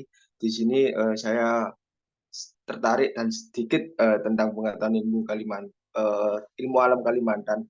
Nah, di sini saya ingin menanyakan kepada para narasumber bagaimana regulasi terkait ekstraksi sumber daya alam di Kalimantan Tengah. Lalu, apa solusi yang relevan untuk mengatasi deforestasi dan kerusakan lingkungan dalam implementasi green industrial dan energi terbarukan untuk sumber daya masyarakat maupun sumber daya alam di wilayah Kalimantan di masa yang akan datang.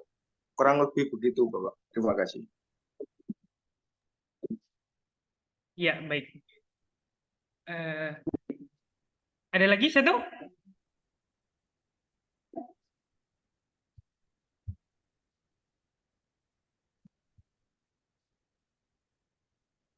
Oke, mungkin itu dulu dari Mas Tovan tentang alur rekomendasi, terus dari Mas Lukman, ini kayaknya mahasiswanya Ibu Direktur ini, regulasi tentang ekstraksi dan solusi dari deforestasi. Silakan kepada Nyambung ya? Pak Oki. Boleh nyambung dari Jatam ini, jaringan tambang. Oke.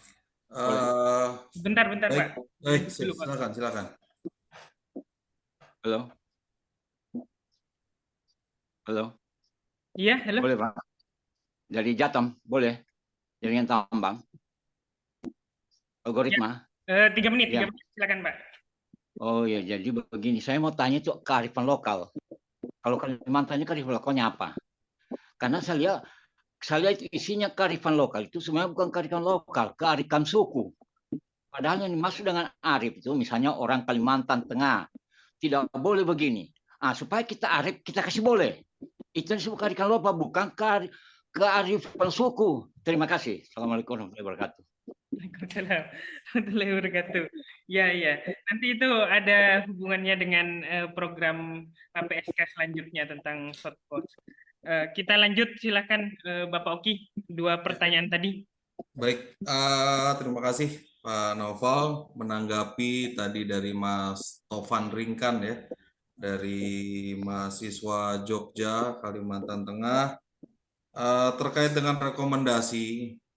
Saya langsung arahkan saja. Ini mengarahnya sebenarnya adalah bagaimana prosedural secara pelaporan dan pengaduan secara apabila terkait adanya kerusakan ataupun pencemaran, bagaimana kita melakukan pelaporan dan pengaduannya. Sebenarnya hal-hal ini yang memang harus kita sama-sama pahami dan juga kita pelajari bersama bagaimana proses-proses tersebut, bagaimana nanti pengaduan dan pelaporan kita itu dilakukan oleh teman-teman penegak hukum khususnya. Saya sampaikan juga bahwa inti dari semua ini adalah terkait dengan lingkungan hidup. Itu sebenarnya sederhananya adalah kita berbicara ada 3 inti masalah di situ. Yang pertama adalah kita berbicara adalah terkait dengan polusi, yang kedua adalah perubahan iklim, yang ketiga adalah biodiversitasnya. Nah, terkait ini, apabila hal-hal terkait dengan ini, lingkungan hidup tentunya, ini pasti kita akan meminta terkait dengan komitmen pemerintah.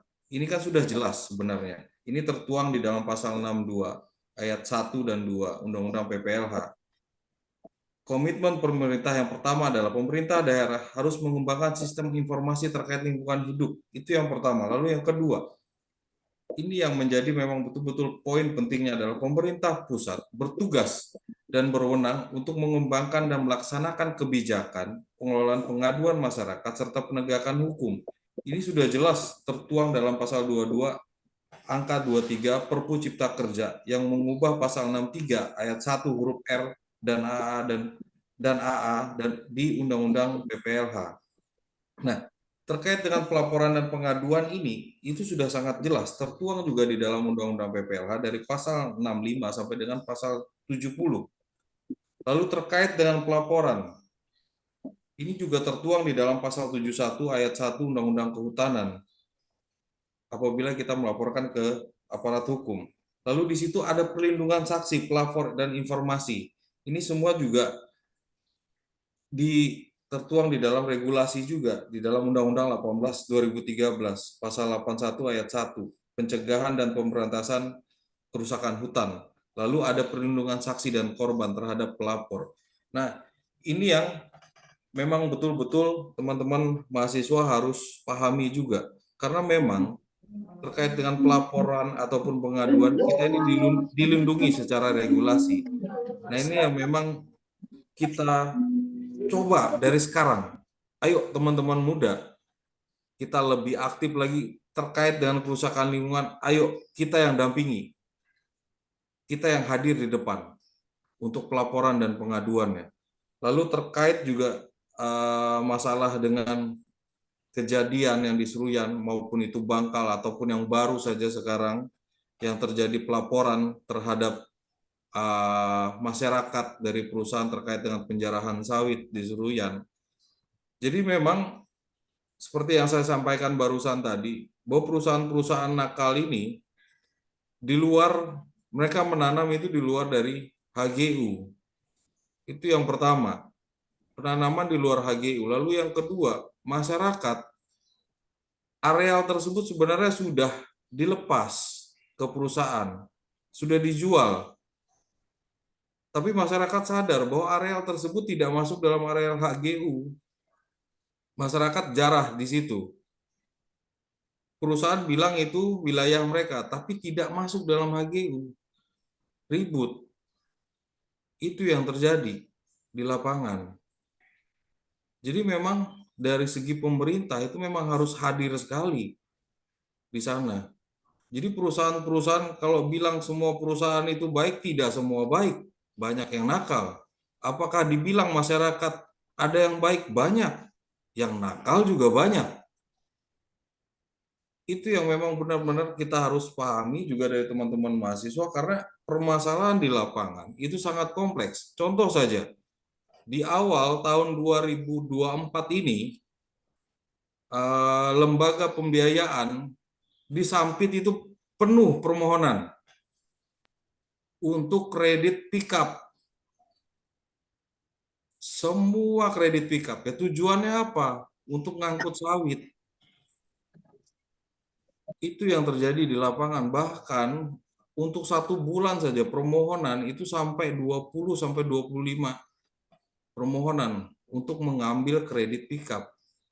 Nah, ini yang terjadi kondisinya yang di lapangan. Lalu kalau dari penanggap yang kedua tadi kita berbicara terkait dengan deforestasi di Kalimantan Tengah, seperti yang saya sampaikan tadi. Ada 6 yang harus diantisipasi dari aspek hukum lingkungan. Yang pertama itu adalah kita berbicara pencemaran air, udara, sampah, kerusakan akibat pertambangan, kebakaran hutan, dan perubahan iklim dan deforestasi. Nah, deforestasi ini kan kembali lagi kita berbicara regulasi-regulasi yang dimunculkan saat ini. Ini saling carut-marut ini, bertabrakan ini. Banyak hal, kita berbicara RUU, KUHP. Di RUU KUHP, ini kita berbicara ada pasal peraturan di dalamnya terkait dengan perusakan ataupun pencemaran. Nah, di sini kita berbicara hal-hal negatif apa yang bisa muncul. Kalau kita berbicara terkait dengan perusakan dan pencemaran di RUU KUHP, kita berbicara terkait dengan pembuktiannya. Secara pembuktian ini pasti akan sulit. Karena tidak ada penjelasan baku mutu sebagai acuan menilai kerusakan lingkungan. Itu yang pertama. Lalu yang kedua, baku mutu yang ada di RUU KUHP ini tidak jelas. Apakah maksudnya baku mutu secara ambien atau emisi? Nah, itu yang karena kedua-duanya ini berbeda. Ada potensi akan menyulitkan dalam proses pembuktian. Layaknya yang diatur di dalam peraturan khusus, harusnya diatur dalam peraturan khusus. Bukan melekat di dalam KUHP. Karena pelaksanaannya akan sulit, pasti akan sulit jika masuk di dalam KUHP.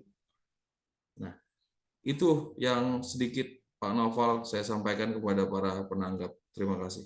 Baik. Terima kasih juga, Pak. Nah, itu sangat holistik ya saya rasa mengenai tentang hukumnya. Langsung saja ke Pak Janang, tadi 2 pertanyaan, silakan bisa langsung direspon. Ya, terima kasih. Pertama dari Tovan tadi ya, salah satu pertanyaan yang menarik ya soal bagaimana sebenarnya rekomendasi terkait dengan persoalan yang carut-marut saat ini. Memang langkah yang paling konkret yang bisa kita rekomendasikan adalah memang kita pemerintah provinsi terutama Kalteng harus berani ambil posisi. Makanya saya katakan tadi di sebelumnya bahwa pemerintah provinsi Kalimantan Tengah harus punya bargaining position terkait dengan bagaimana bisa melakukan evaluasi terhadap perizinan yang ada di Kalteng. Permasalahan hari ini di beberapa daerah, Kabupaten Seruyan, Kotim, Kobar, dan beberapa daerah lainnya, yang di penjarahan ini dilakukan, awalnya sebenarnya kalau kita meruntut pada kilas balik kasus yang terjadi, ya sebenarnya berawal dari tuntutan realisasi plasma sebenarnya. Rata-rata ya. Nah, sebenarnya menarik disampaikan juga oleh pemateri pertama tadi bahwa sebenarnya pengusaha itu tidak rugi juga ketika memberikan 20% plasma. Karena di lain sisi ini juga menjadi sebuah kewajiban gitu. Nah, bagi mereka ya untuk memberikan hak kepada masyarakat. Bayangkan saja misalkan kadang-kadang ya ini soal perspektif saya ya. Soal perspektif yang kemudian ya saya juga tidak pernah berbicara langsung dengan pemangku kebijakan di perusahaannya. Sebenarnya apa yang menjadi alasan mereka tidak mau menyerahkan lahan 20% itu? Pertama, bayangkan saja kalau dihitung-hitung, misalkan kejadian di Seruyan, PT BJAP misalkan, bayangkan saja dalam 3 bulan saja penjarahan itu masih berlangsung, berapa kerugian mereka dibandingkan mereka hanya sekali rugi hanya untuk menyerahkan 20% plasma, tapi usaha mereka bisa berkelanjutan di situ dan masyarakat tidak akan mengganggu ketika 20% itu diberikan. Hal ini juga tidak bisa kita lihat juga hanya sebagai bahwa mereka juga punya izin gitu. Tapi kalau kita mau buka-bukaan juga, harusnya sebenarnya ini peran dari aparat keamanan juga, yang seharusnya menjadi penengah di lapangan, bisa menjadi mediator di lapangan. aparat keamanan. Jangan kemudian malah menembak masyarakat. Gitu. Ini yang kemudian jadi catatan kritis kita. Seharusnya aparat keamanan bisa memfasilitasi untuk membuka dokumen atau membuka alat bukti dari masing-masing pihak dan klaim dari masing-masing pihak. Kalaupun memang perusahaan itu terbukti memang di luar konsesi, kenapa aparat penegak keamanan malah habis-habisan untuk menjaga perusahaan itu? Sedangkan kalau dia menanam di luar konsesi kan sudah jelas sesuai regulasi bahwa dia kalau dia sudah menanam di luar konsesi artinya dia sudah melanggar hukum. Jangan sampai penegak hukum melindungi yang melanggar hukum. Nah ini yang kemudian harusnya pemerintah Kalteng hari ini, kembali lagi saya katakan harus punya bargaining position di sini untuk mengevaluasi seluruh perizinan di Kalteng. Termasuk audit lingkungan juga. Memang secara biaya akan sangat besar, tapi tidak jadi masalah kita rugi sekali, tapi tidak rugi secara berkelanjutan gitu. Jangan sampai kerusakannya sustainable gitu dibandingkan harapan kita untuk lingkungan yang sustainable. Gitu. Nah ini jadi sebuah catatan kritis bagi kita hari ini. Nah, kemudian bagaimana peran anak muda? Sebenarnya kalau di konteks Walhi ya berkaitan dengan peran anak muda, kita juga banyak beberapa hal yang kita lakukan ya. Termasuk kita juga membangun Green Student Movement, kemudian membangun beberapa pendidikan bagi anak muda juga untuk bisa menyuarakan hal itu. Mungkin seperti Topan juga bisa nanti nongkrong sedikit bisa ke Walhi Jogja atau LBH Yogyakarta. Nah itu teman-teman juga pasti akan terbuka juga di sana untuk membuka ruang diskusi. Nah, terutama untuk mengkampanyekan ruang-ruang bagaimana juga peran mahasiswa dan pemuda untuk menyuarakan soal keadilan iklim. Apalagi soal hari ini di Kalteng gitu. Kenapa kemudian penting kita juga untuk melakukan evaluasi lagi-lagi evaluasi itu. Karena jangan sampai ruang kita yang hari ini katanya sebagai paru-paru dunia malah sebagai paru-paru yang bolong. Nah, ketika musim penghujan kita kebanjiran, ketika musim kekeringan kita kebakaran. Polusi asap lagi. Dan ini terus berulang. Kejadian-kejadian yang terus berulang ini sebenarnya harus kita juga refleksikan bahwa kritik keras kita bahwa hari ini harusnya ada peran yang bisa diambil oleh pemerintah sebagai pemangku kebijakan.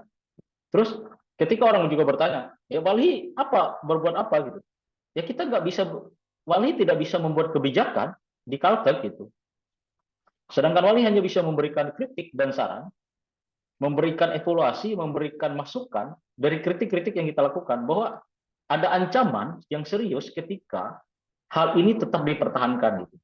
Nah, seharusnya benar-benar teman-teman kaum muda yang ada di Jogja juga bisa lebih banyak untuk berdiskusi terkait dengan kondisi Kalteng hari ini. Baik itu soal tata ruang, soal yang menariknya juga hari ini Perda MHA Kalteng gitu, informasi yang kami dapatkan akan segera disahkan gitu. Tinggal penomoran saja di Kemendagri. Nah, kita juga masih belum melihat draft ini seperti apa, atau misalkan isinya seperti apa. Nah, ini penting juga untuk teman-teman juga bisa melihat bagaimana nasib keberlanjutan lingkungan itu dari beberapa kebijakan dan regulasi di Kalteng. Termasuk soal plasma tadi. Plasma sebenarnya kita sudah ada Perda 5 tahun 2011 tentang usaha perkebunan sawit berkelanjutan. Harusnya itu bisa menjadi patokan. Tapi rata-rata lagi-lagi dalil perusahaan selalu ya kan aturan tidak bisa berlaku surut. Kami sudah menanam sejak tahun 2009, 2007, 2008. Harusnya ya kami tidak punya kewajiban khusus untuk mematuhi perda itu. Itu yang pernah kami temui ketika kami berhadapan dengan beberapa perusahaan di daerah Kota Waringin Timur dan Seruyan. Nah kemudian menanggapi pertanyaan dari teman dari UIN tadi ya, terkait dengan ekonomi hijau itu tadi. Memang hari ini perubahan signifikan terkait kebijakan sustainability ini terjadi atau transisi energi ini terjadi semenjak KTT G20 di Bali tahun 2022. Nah, pasca itu kebetulan saya juga ada di sana. Nah, waktu itu kita cukup mengkritik keras ya bahwa bagaimana perspektif transisi ini yang berkelanjutan dan berkeadilan terhadap lingkungan itu seperti apa seharusnya. Nah, hanya saja hari ini kemudian kebijakan-kebijakan yang dikeluarkan oleh pemerintah kemudian lebih kepada misalkan biodiesel. Ya biodiesel kemudian bahannya dari mana ya? Dari sawit gitu. Dan sawit gimana? Ya lagi-lagi kalau ini juga ujung-ujungnya akan menyumbang deforestasi yang semakin masif ya gimana aja juga gitu. Kemudian transisi misalkan tenaga listrik hari ini masih menggunakan energi batu bara gitu. Kemudian di lain sisi ada hari ini tenaga listrik ya yang dikeluarkan melalui biomas. Nah ini bahan bakunya dari mana? Dari kayu. HTI yang akan berkembang setelah ini. Hutan tanaman industri yang akan berkembang untuk menciptakan bahan bakar itu. Ya memang itu akan terbarukan gitu. Tapi lagi-lagi ini menebang pohon, deforestasi lagi. Daya tampung, daya dukung lingkungan lagi-lagi terancam. Nah transisi yang seperti apa yang sebenarnya yang harusnya dikendaki oleh pemerintah hari ini gitu? Yang dipikirkan oleh pemerintah, dan beberapa waktu yang lalu saya membaca di koran Kompas, ada statement dari Menteri Menko Perekonomian Erlangga Hartarto bahwa dia mengakui bahwa ya sebenarnya harus diakui bahwa kita masih belum bisa melepas secara utuh misalkan energi ekstraktif karena itu merupakan berbiaya murah gitu. Nah saya membaca itu statement di koran Kompas waktu itu dari Menko Perekonomian Pak Erlangga Hartarto ya. Ya kalau kita melihat secara kontekstual bahwa ya ini sama saja gitu. Transisi ini hanya sebagai topeng saja gitu. Bukan menjadi sebuah wujud nyata bertransisi gitu. Harusnya sebelum bertransisi di Indonesia juga harus melakukan evaluasi gitu. Nah muncullah hari ini yang kemudian kebijakan-kebijakan seperti hilirisasi dan sebagainya. Yang kemudian juga banyak mengancam juga terhadap keberlanjutan nasib masyarakat juga. Termasuk kondisi lingkungan juga. Nah saya rasa ini yang kemudian bagaimana ekonomi hijau. Memang salah satu teman kita, lembaga dari NGO juga, TUK Indonesia, mereka juga terus menyerahkan soal ekonomi hijau, kemudian green finance. Nah, di lain sisi memang hari ini harus diakui banyak sekali perusahaan-perusahaan yang disupport oleh lembaga pembiayaan, yang kemudian malah menyumbang banyaknya deforestasi misalkan. Ya, salah satu contoh misalkan BNI salah satunya misalkan, yang banyak memberikan sumbangsi modal kepada pembukaan lahan baru di Papua. Nah, pembukaan di Kalteng itu banyak disupport juga oleh teman-teman BNI misalkan. Dan itu juga yang kemudian harusnya lembaga pembiayaan juga menjadi lembaga kontrol. Jadi tidak hanya melihat bahwa oh dia sudah punya izin lingkungan gitu atau dia sudah punya ini, tapi dilihat dulu lebih mendalam apakah benar-benar izin ini. Misalkan penyusunan AMDAL, apakah benar sesuai prosedur dia menyusun AMDAL? Dia dapatkan perizinan apakah sudah memenuhi unsur-unsur Padiatapa atau FPIC atau langkah-langkah partisipatif. Nah ini yang kemudian penting untuk bisa dilihat lebih mendalam lagi gitu. Dan saya rasa terkait kasus hari ini, misalkan kenapa kemudian tuntutan masyarakat beralih hanya untuk plasma? Ya jujur saja karena nggak ada lagi tuntutan mereka selain tanah mereka menuntut tanah kembali juga ancamannya kriminalisasi gitu. Apalagi yang lebih menyedihkan hari ini masyarakat yang seperti di Bangkal yang ditembak mati gitu, kemudian aparat keamanannya hanya dihukum 10 bulan. Nah ini kan cukup praktek yang cukup mengecewakan ya proses peradilan hukum kita gitu. Nah dan juga selama proses peradilan jaksa juga seolah-olah penasihat hukum tersangka gitu, terdakwa gitu. Nah ini juga paling menyedihkan juga. Nah bagaimana kemudian teman-teman mahasiswa juga bisa mendorong hal ini untuk bisa melakukan reformasi penegakan hukum di Indonesia ya sebenarnya mulai dari melakukan kampanye-kampanye kecil sebenarnya dan diskusi-diskusi kritis di kampus.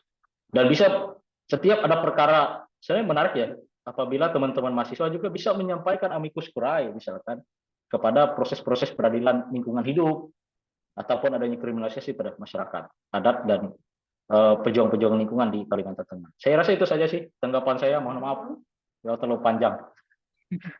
Baik. Nggak apa-apa. Yang penting sama-sama holistik ini. Saya rasa sebelum closing statement kita perlu dengarkan refleksi juga dari Ibu Direktur APSK Official, Ibu Nur Hidayah SHMA, mengenai tentang tadi diskusi kita dan juga arah Kalimantan yang sudah selesai presentasi di Amerika. Saya rasa beliau juga insider orang Kalimantan dan juga exider karena risetnya di Goethe University di Jerman. Waktu dan layar saya persilahkan. Ya, terima kasih Pak Naufal. Saya mengucapkan terima kasih banyak. Saya berbangga hati kepada Pak Oki dan kepada Pak Janang telah berkenan untuk sharing pada pagi dan menuju siang hari ini. Respon saya sebenarnya berfokus pada ideologi pembangunan ekonomi nasional dan global yang saat ini mengakar di sekitar kita ya.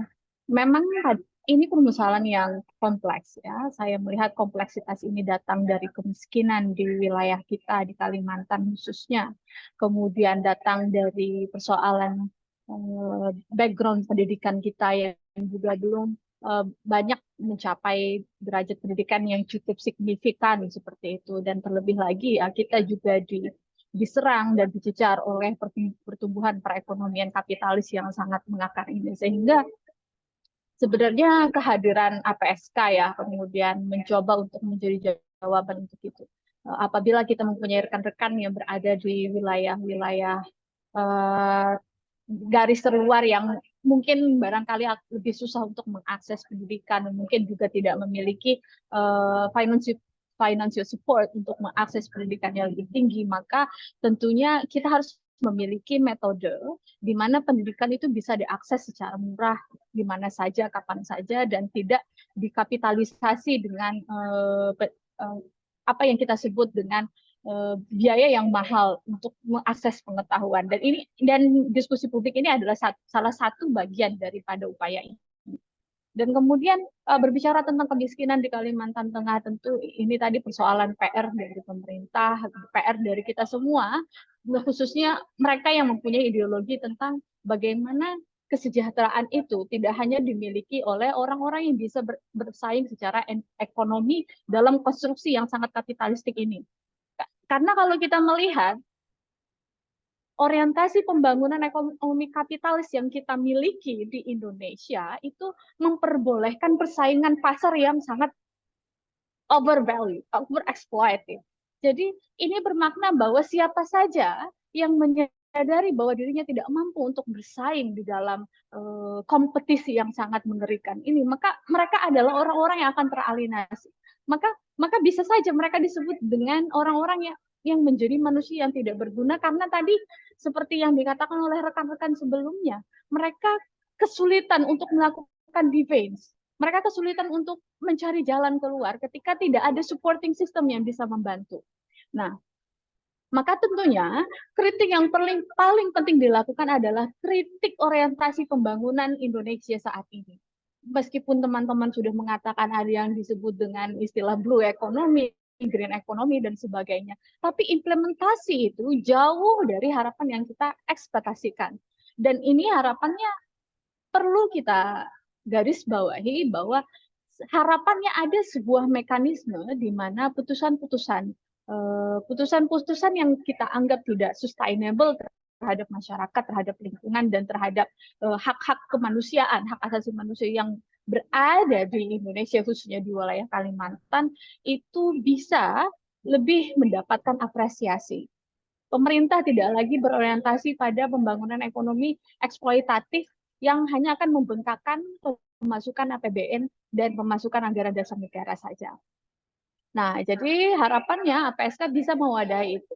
Dan ini juga menjadi jawaban terhadap Topan, di mana Topan mengatakan siapa yang bisa kemudian membawa perubahan ini, siapa yang akan menjadi social agents change to membawa kita kepada harapan-harapan kita yang sebenarnya sedang tercerai-berai.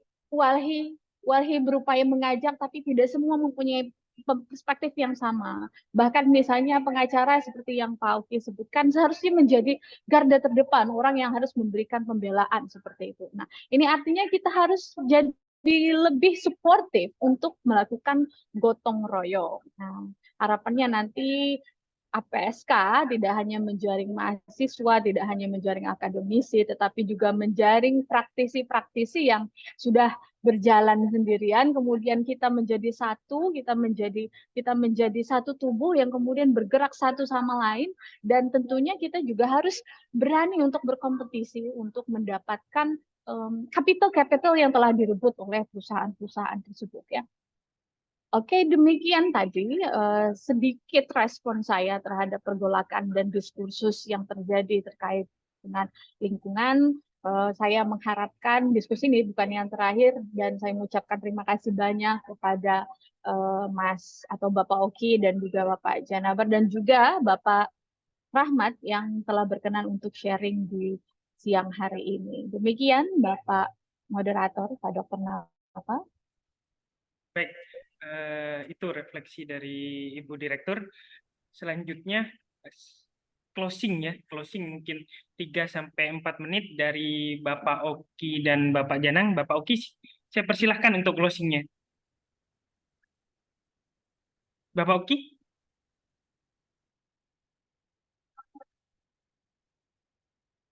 Tes.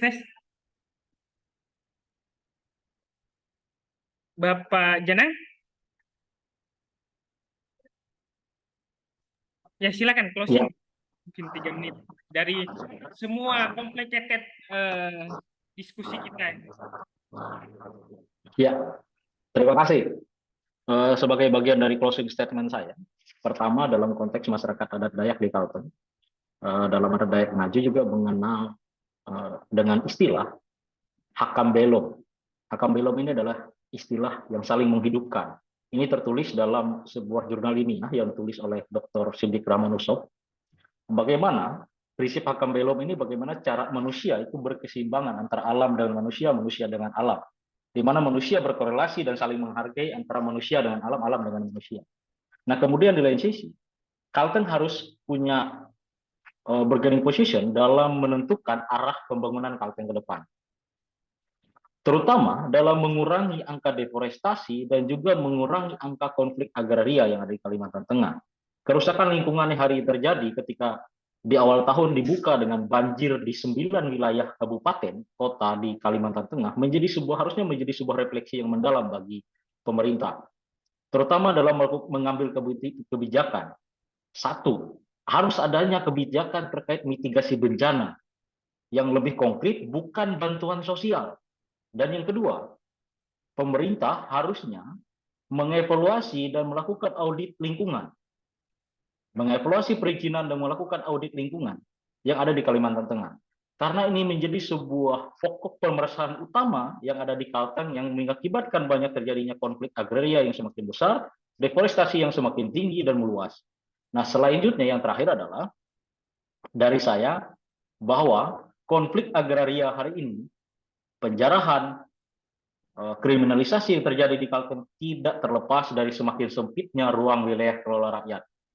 Dan hari ini harusnya menjadi sebuah tumpuan utama dalam mengambil kebijakan dan arah baru Kalimantan Tengah. Saya rasa itu saja dari saya. Terima kasih. Selamat siang. Ya. Oke. Silakan Oki. Ya, mohon izin Pak Naufal tadi kebetulan dari belakang dulu. Sedikit Pak yang saya sampaikan, tambahan sedikit ini terkait dengan kita berbicara konflik-konflik yang terjadi. Berdasarkan catatan dari tahun 2020 sampai dengan 2023, itu terdapat 76,9% kasus pidana maupun yang dilakukan gugatan secara perdata terkait dengan perkara lingkungan hidup. Nah, berdasarkan tingkat persentase yang cukup tinggi ini dari tahun 2020 sampai 2023, berkaca dari ini seharusnya kita dari rekan-rekan muda, pemuda yang ada di Kalimantan Tengah khususnya, apalagi ini kita tengah disambut sebentar lagi dengan tahun politik, pemilihan kepala daerah, khususnya gubernur dan wakil gubernur. Saya kira inilah salah satu pintu awal juga kita buka lagi lembaran yang baru, kita lakukan bagaimana kita menjaga lingkungan kita. Salah satunya dengan kita bersuara lebih lantang ya. Menurut saya kita lebih lantang, ayo kita jaga ini huma itah, elak sampai rusak.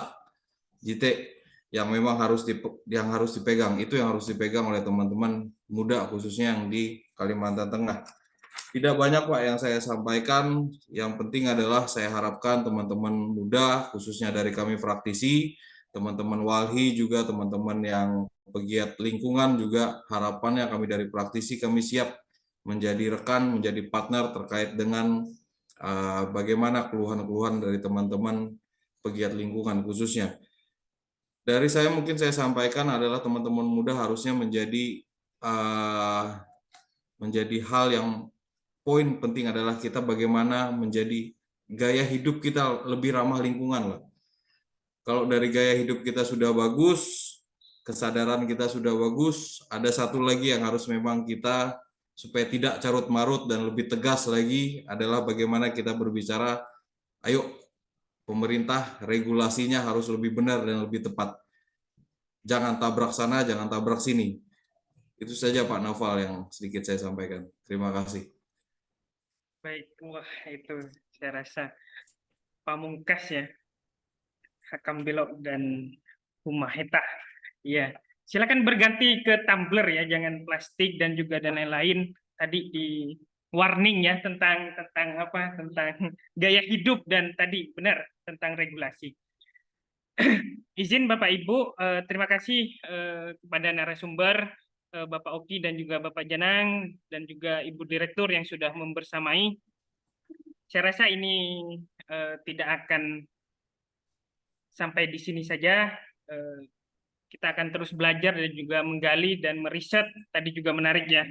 Saya akan incar itu riset tentang tadi yang disampaikan oleh Bapak Janang ya. Oke, selanjutnya ada informasi sebelum saya tutup. Bapak Ibu, kita akan lanjutkan setelah tadi diskusi publik, kita akan ada short course atau kuliah lanjutan. Ini selama bulan Juli 4 kali pertemuan. Kita akan, karena kita pakai gerakan pentahelik, jadi semuanya kita akan sentuh. Tadi kita udah ada pemerintah, ada praktisi, terus ada anak muda. Tentunya kita akan bawa akar rumput juga ya. Kita akan bertemu dengan Bapak Alimin, itu Ketua Pok Darwis Bekayuh Baumbai, itu penerima penghargaan Kalpataru.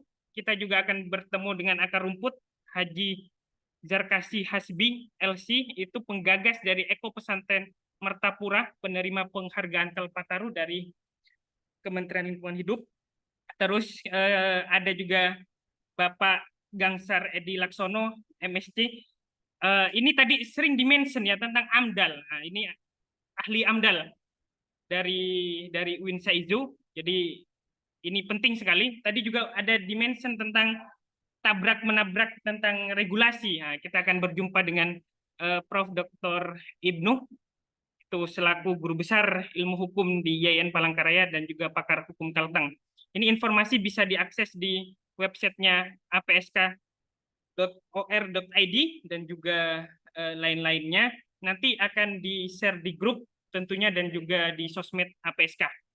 Bapak Ibu yang tadi menanya tentang IKADIN, terus tentang KADIN dan juga WALHI, saya rasa ada satu hal yang tidak boleh kita lupakan, budaya membaca. Saya udah sharekan PPT-nya dan juga sosmednya. Bapak Ibu silahkan bisa, Mas Mbak juga bisa langsung berkunjung ke websitenya, bisa langsung berkunjung ke sosmednya untuk menanyakan langsung. Karena tidak semuanya kita bisa selesaikan dalam beberapa jam ini, dan kita harus berakhir di jam 11. Mungkin itu saja yang bisa saya sampaikan, kurang lebihnya saya mohon maaf. Sebelum ditutup, marilah kita berdoa menurut agama dan kepercayaan kita masing-masing. Berdoa dimulai.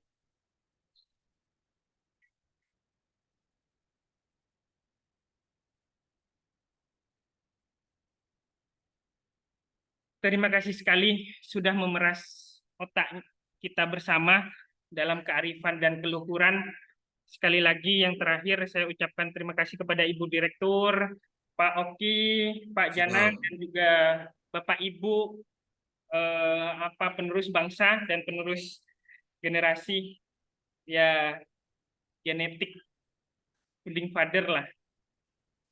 Itu saja mungkin yang bisa saya sampaikan, kurang lebihnya saya selaku moderator mohon maaf apabila ada salah kata ataupun tingkah yang kurang berkenan ataupun laku saya memohon maaf yang sebesar-besarnya. Itu saja mungkin yang bisa saya sampaikan, kurang lebihnya saya mohon maaf. Saya tutup. Assalamualaikum warahmatullahi wabarakatuh. Waalaikumsalam. Waalaikumsalam Salam. warahmatullahi wabarakatuh. Om Terima Swastiastu, kasih Namo Pak Buddhaya. Noval, Bu Nur Hidayah. Rahayu, Terima rahayu. kasih. Terima kasih, Terima terima kasih. kasih Pak Ya. Oki. Terima kasih Bu Direktur. Pak Noval, Terima terima kasih. kasih Pak. Oke, Izin dulu. sekali.